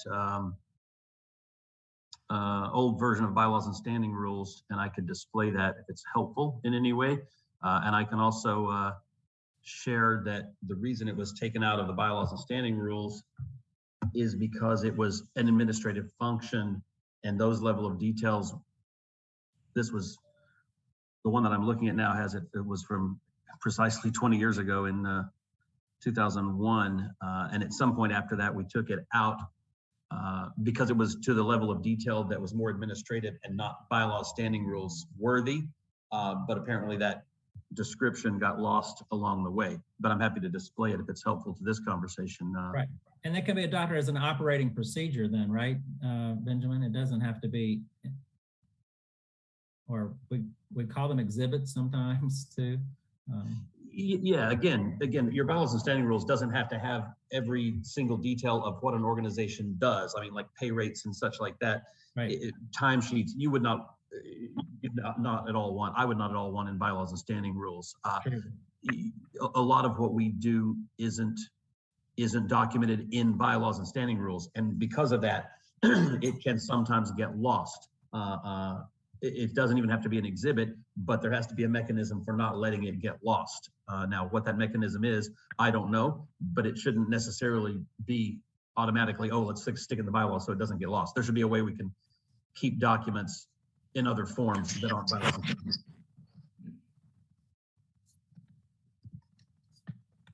Again, I've got that ready to show if that's something that anybody wants to see.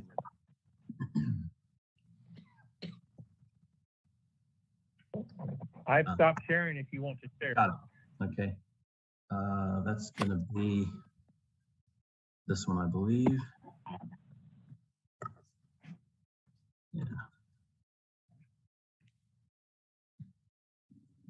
Keeping in mind, this was from 2001. There might be other, there might have been changes to this before we took it out, but you can see administrative assistant, employee of international, this is old school stuff here. Selected by a majority vote of the board, qualifications, be a qualified member of a member association, and then some of the duties that Michael was talking about. Regular office hours, answering the phone, emails, you can read those.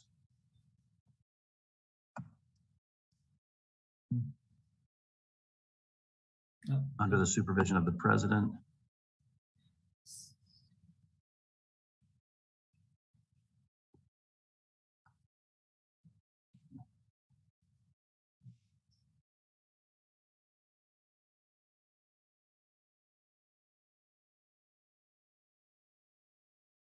Yeah, in terms of website location, it could be in there with things like resolutions and schedules and some other stuff. It doesn't have to rise to the level of even bylaw standing rules official exhibits. Yeah, I think this would be cleaned up, but this is what Michael was needing for the tax purposes.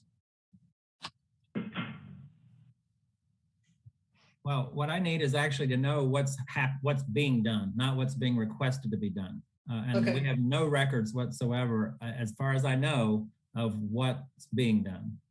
I don't think there's, unless somebody has it somewhere and it's not been reported to the board.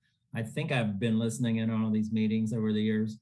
I don't know of any accounting we've ever had of what the program and administrative assistant is actually doing. And you know, it's just, and we just haven't asked for that, and it should have been asked for before, but you know, let's do it now and finally get this moving forward correctly. Okay. You know, because Michael, we haven't done it right in the past isn't a reason to keep not doing it right. Okay, Michael, you want to put the proposal back up? And we had the proposal and we've had a second. Was there further discussion?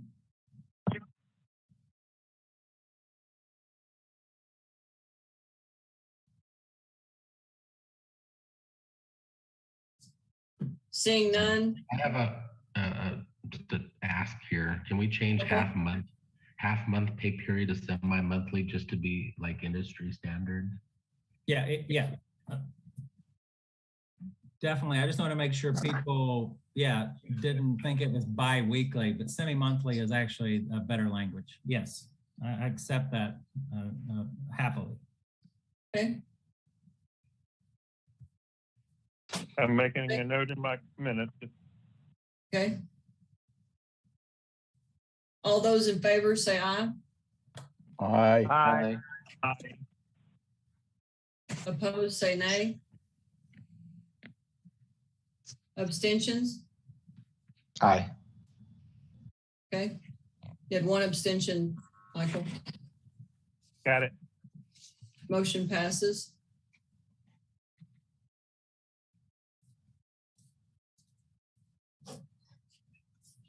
Okay.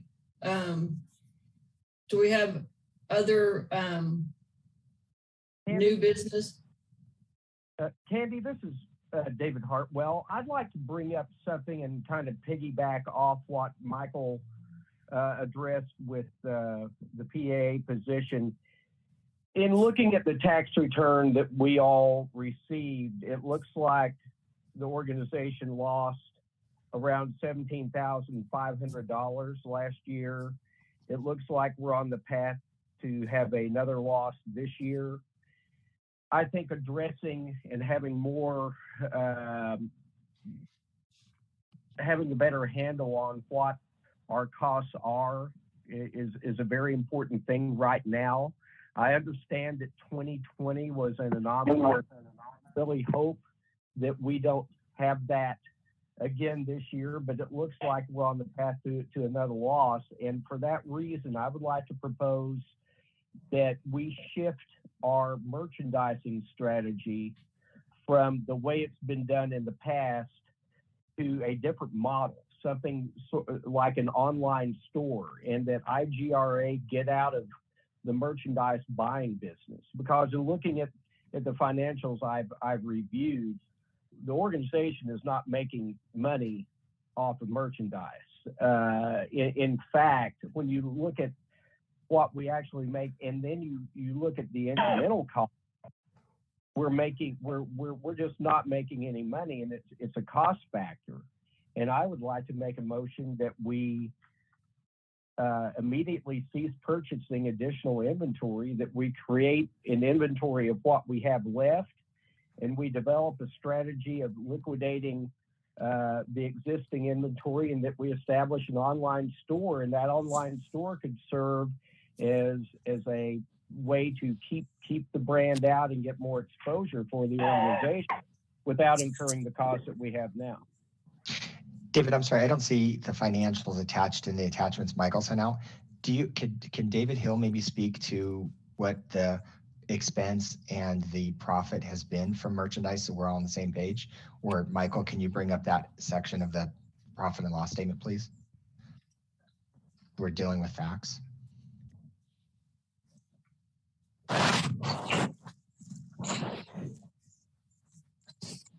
And Jack, just so you know, I have my own little notes that I made reviewing, which is not going to be sufficient for your purposes, and I apologize for that. I probably should have got this idea earlier and made up a presentation for everyone, but I'll just give an example. In 2020, our sales were $442, our cost of goods sold were $320, and our profit was $132.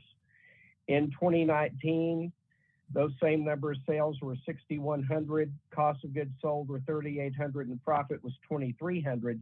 However, that profit does not include the costs of things like actual and volunteer costs of shipping, storage, staffing the sales tables at events. None of that is included in those costs. That's great information. Thank you, David. Hard costs for, so like 2020, I mean, 2020 we can't really consider. For 2019, no. So it sounds like, I'm sorry, I didn't get those numbers too quickly, but it sounds like about a 35% profit margin. And I don't think we had any hard costs in shipping, staffing, things like that, fixtures. I don't know what other hard costs. So, I mean, it sounds to me, just quick back of the napkin math, we made about 37% profit in 2019, equating to $2,300. Is that an accurate assessment? Yeah, and if you go back to 2018, we had sales of $11,000, but our cost was $11,000. We did have a profit of $300 on $11,000 of sales. So we lost money that year because we're not capturing shipping cost, we're not capturing staffing cost at the rodeos. So there's a lot of costs that are incurred in business transactions that we've been either asking or demanding volunteers or our employee to do. And on top of that, we're basically buying things at a major discount because of the goodness of Gene Frake's heart.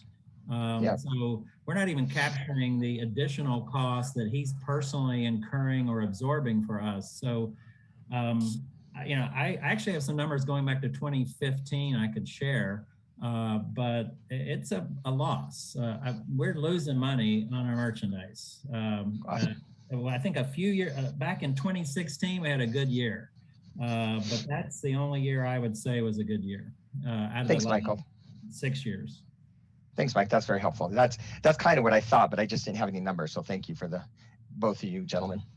Yeah, I have a table that comes out of our taxes from 2015 to present in our application. For 501c3 status. I will mail that table out to everybody, like here in the next few seconds, as soon as I can figure out how to do it, so you can see the numbers in front of you. Okay, so we have did you make a motion, David? I thought I did. Okay. I'm pretty sure you did. Did Michael, did you capture it on what? Candy? Yeah. Yes, Tommy.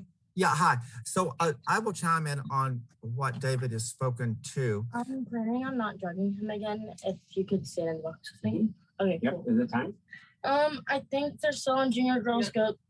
I was 49 or 47 out of 60 something. Okay. David Lawson, can you mute? David Lawson on mute. Okay. Tommy, go ahead. Okay, so I didn't know what was going on there. So to David Lawson. Who's back to work? Oh, Dad. I'll see if I can text him to mute. Andy, it's your meeting, right? You should be able to mute it. The administrator should be able to mute. Are you talking? There you go. I muted him. Okay.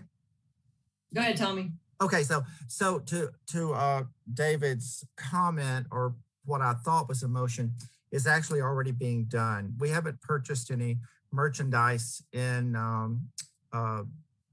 since that last record. I think it was in 19 or 20, I can't remember. But we are at this time trying to liquidate current stock. We haven't added anything in quite some time for that very reason. Okay, thank you, Tommy. I'll see if I unmute. Okay, so do we have a second to David Hartwell's motion? Mike Plants? Okay. I second the motion. And Jack seconds it. Okay. All right. All those in favor say aye. Aye. Aye. Aye. Aye. Aye. Okay. Opposed, say nay. Abstentions?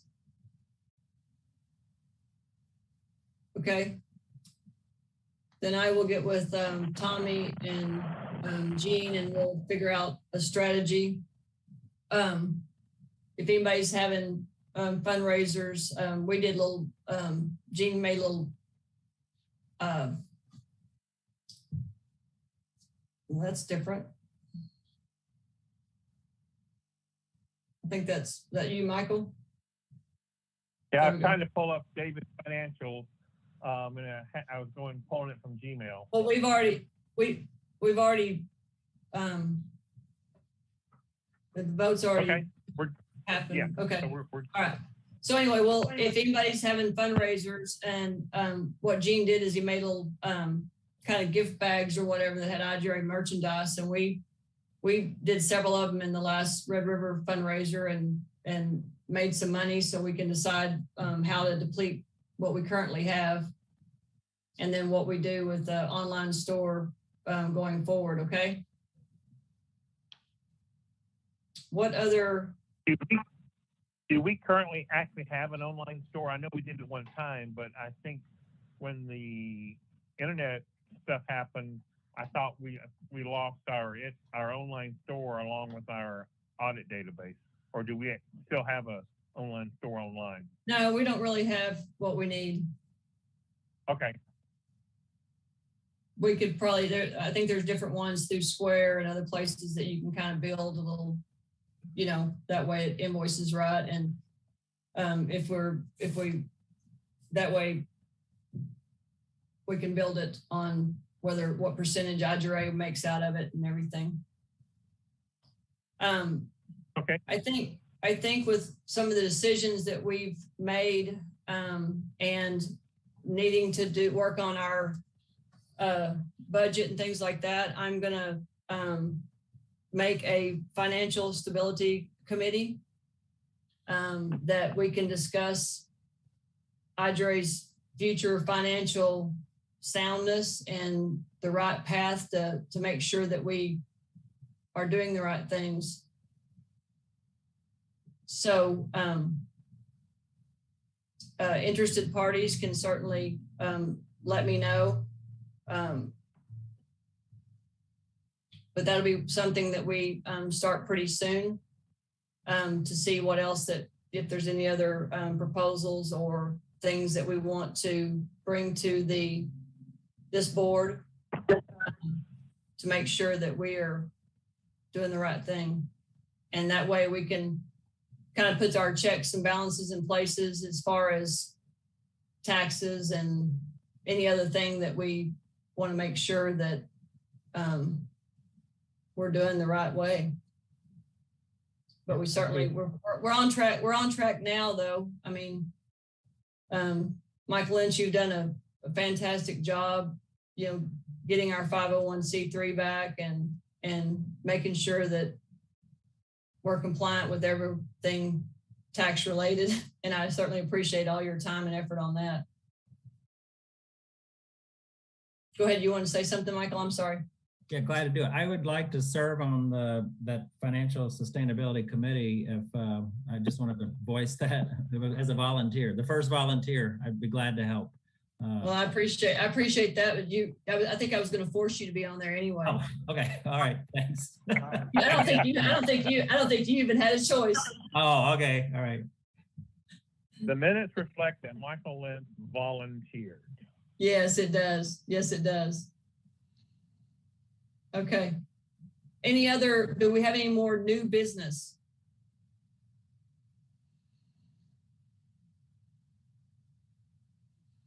Yeah, Candy, I do. Okay.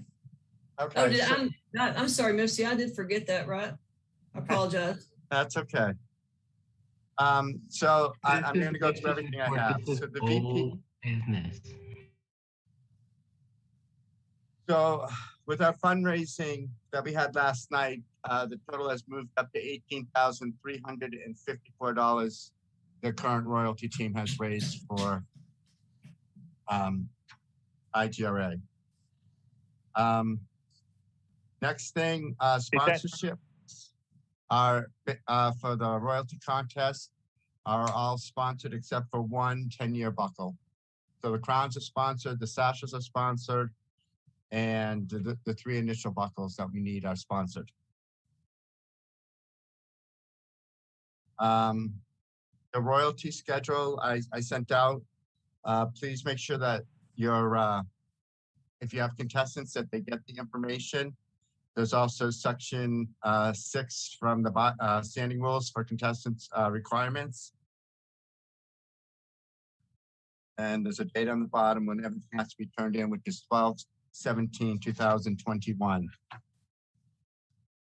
Next thing is judges draw. There is a typo. Thank you, Porkdorf, for finding it. Where if you look under Western where it says NMGA, I forgot to put the R, that's New Mexico. I'll redo it and send it out. And then in regards to alternates, when you read the bylaws and how it reads, you keep doing the draw and you fill in the blanks and you go each category and you have to go. You start with Western Wear Entertainment and you go down the line as you pull the judges. Once that is completed, whatever judge is left over, that is your alternate. We only have one alternate. That's the way the bylaw reads. Most likely we will not have anyone for Western Wear, and that's why I put down at the bottom that if there is no horsemanship segment, the assigned judges for the assigned judges become alternates. Because we don't have enough associations. I mean, if I redid it like the way they used to do it, because we had so many associations, they always had 2 sets. We can't do that. Otherwise, it's the same judges, it's the same organizations continuously. We're going to end up duplicating ourselves in each segments. So that is the judges draw, and that's how it came out. Well, if there's no horsemanship, that'll work out great. If there is, it's going to be a problem, I think, because if you have one association not show up in a second category, then what are you going to do? Right, and I understand that. But if I continue the and you draw, have IGRA on Western Wear, and I can almost predict that theirs isn't going to show up. Right. But that's also another reason why I had the discussion if we needed people from trustees or other association members that were at facilities or at the board meeting. But I know for right now there is no horsemanship, and that's why I put it the way I put it. The one person that was supposed to do it was in Colorado, but he is now leaning towards entertainment. So I actually will not most likely have horsemanship. I won't know truly until the 17th of December, but as of right now, it doesn't look like there'll be any horsemen.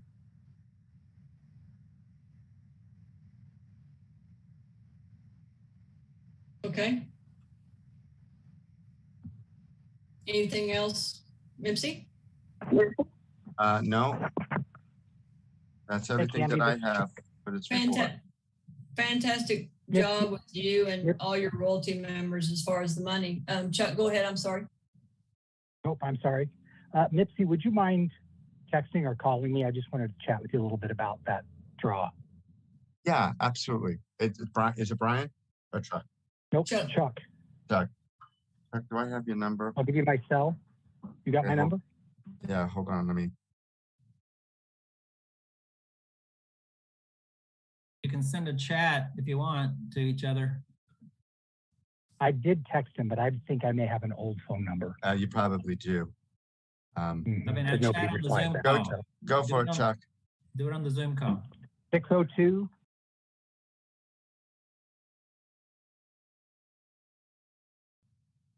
Okay, 602-402-1836. Yes, thank you. Okay. The other easy way to see is when Chuck talks, this number's on the screen. Yeah, I know. I just thought that. Thank you very much. Thank you very much. Yeah, you're welcome. Any other new business? Seeing none, we'll move to announcements. Jack? Well, first off, again, thank you for Arizona for stepping up and doing first quarter board meeting. That's awesome. Next Thursday night, the 18th, we'll be having a entertainment and fundraiser show at Charlie's. We have them once a month. Love to see anybody that's in town to come down for that. Big deal for us is December 4th at 7 p.m. sharp.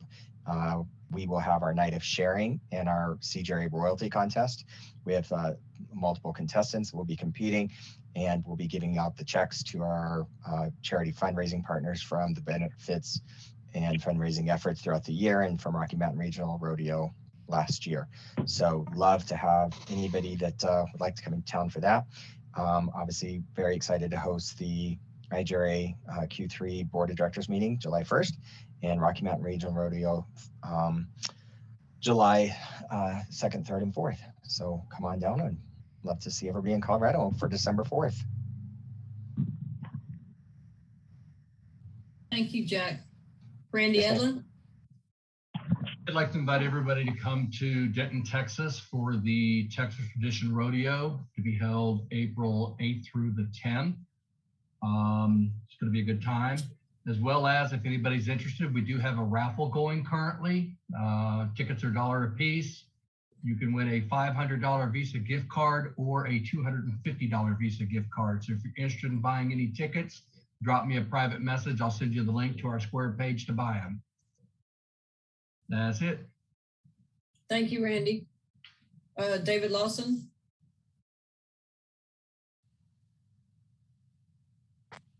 Palm Springs will have their rodeo in May. Bay Area will have their rodeo in September. And we hope everybody can come. Mark Christensen. Hey, everybody. We just want to welcome everybody to the Phoenix Rodeo. It will be now 17th through the 20th. We'd love to see you all there. It's going to be a great time. Just let's have some fun. First rodeo of the year. Let's rodeo, gang. Thank you, Mark. David Hartwell.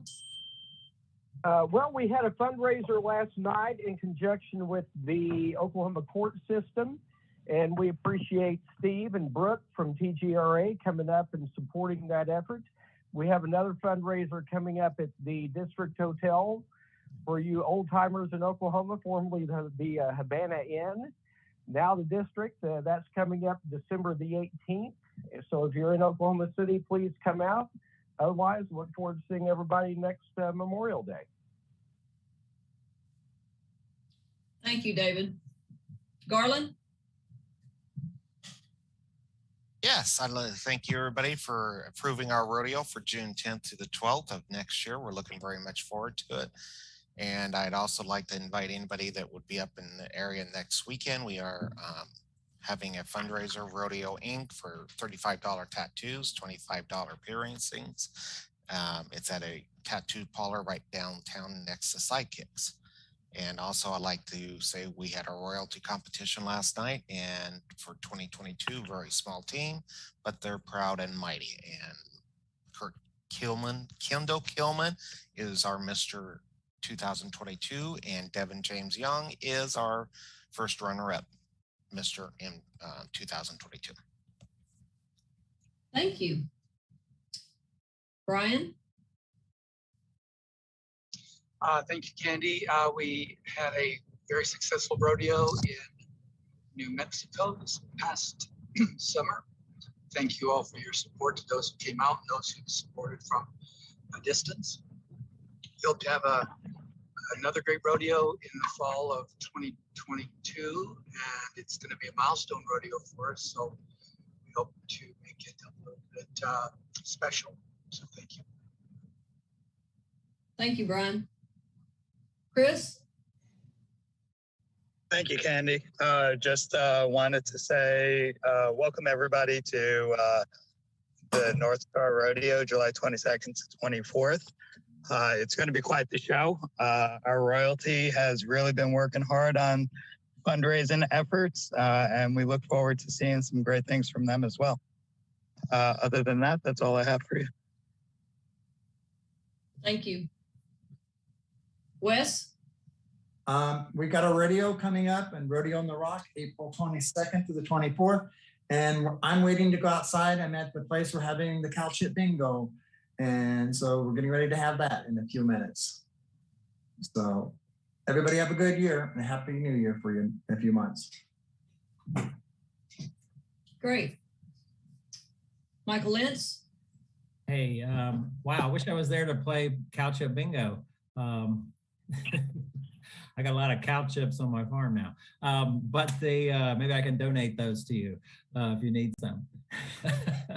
IGRA is still doing our horseback riding and some other activities. We're trying to get some fundraising activities going, and we are looking for some new charities to give some money to. And so that we're trying to expand that list. We look forward to getting back on the rodeo circuit. I can't wait to go to Phoenix. I'm excited about that.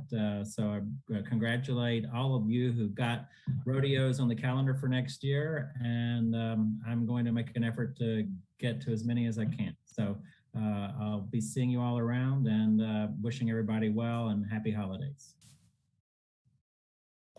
Great. Guy? First, thank you for facilitating this annual meeting. I'm not sure how much more attendance we got, but I think we got some extra votes. So that's great to see. And IGRA is having a royalty celebration on the Saturday following Thanksgiving at 8 o'clock, where we'll do our benefit check presentation for our beneficiaries from Bighorn Rodeo this year. And we actually didn't have any royalty contestants sign up to compete. So they will be appointing our royalty team during those step downs on. Okay. Chili, are you still on?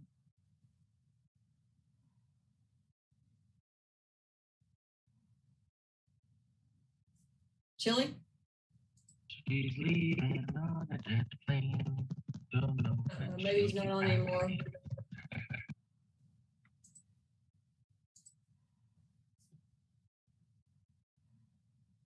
And David wasn't on as well. So Christy?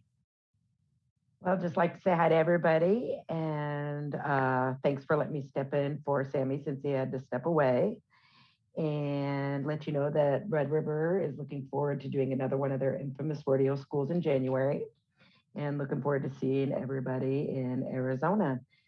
And that's all I have for everybody. Thank you. Great. Kevin? We had a pretty successful summer fundraising this year, made us quite happy with what's going on. And because of that, we've started researching a rodeo for March of 2023. We're going to a couple of venues up here. Both of them are indoor. And we're going to hopefully be able to bring something to the board meeting in February of what dates and stuff. So we're looking at the weekends of the 17th, 18th, 24th, and 25th. So hopefully we can get something going and get you back here all to Utah. Great. Chuck? Thanks, Candy. Just a reminder to everybody of our rodeo coming up September 2nd through the 4th in 2022. Canadian Rockies Rodeo North, and I would like to defer to my Madam President, Judy, to give us an update. Judy? Hi, thanks, Chuck. Thanks for holding this. And yeah, I just want to reiterate that our date is September 2nd to 4th, Labor Day weekend. We're excited to be at Stampede Park again at the Nutrien Western Event Center. And we'd really like to have our American competitors come up and play with us again. Our border is now open. So the Alberta border, we're fully vaccinated travelers just come across the border with no extra requirements, no quarantine. Non-vaccinated travelers will either be tested on site or you can have a pre-test documentation in advance. So yeah, so it's opening up. We're looking forward to it. It's going to be fun again. So come on up. Thanks. Great. I'll end it with saying I wanted to commend Colorado, New Mexico, and Las Vegas for putting on the 3 rodeos this year. I know it was not an easy task, but I think they were well attended. I'm hoping everybody was profitable. We certainly enjoyed getting back out, seeing all of our friends, and being able to rodeo again. I look forward to 2022. I'm pretty excited as well about having a board meeting in person, getting a little more normalcy. So I hope everybody has some fantastic holidays. Thanksgiving in less than 2 weeks, and then we have a big Christmas. So I wish everybody happy holidays. Do I have a motion to adjourn? Candy? Yes. I Actually, I guess I was going to ask David a question. I know we've had change of officers like 3 years ago. Currently, do we have the signature card on our bank account current as required by the bylaws, or do we need to get those updated? I don't know the status of that. We need to get those updated. I will send an email in a few minutes, and we will get that. We'll get that updated right away. Okay. Motion to adjourn. Thank you, Jack. And that was Mark, I think. It was Wes. Wes? Yep. Sorry. Thank you. All right. All Merry those Christmas, happy. Oh, sorry. all those in favor say aye. Aye. Opposed, say nay. I didn't think so. Everybody have a great holiday. Ho, ho, ho! Merry Christmas. There you go. Happy holidays. Bye, Santa. Bye, Santa.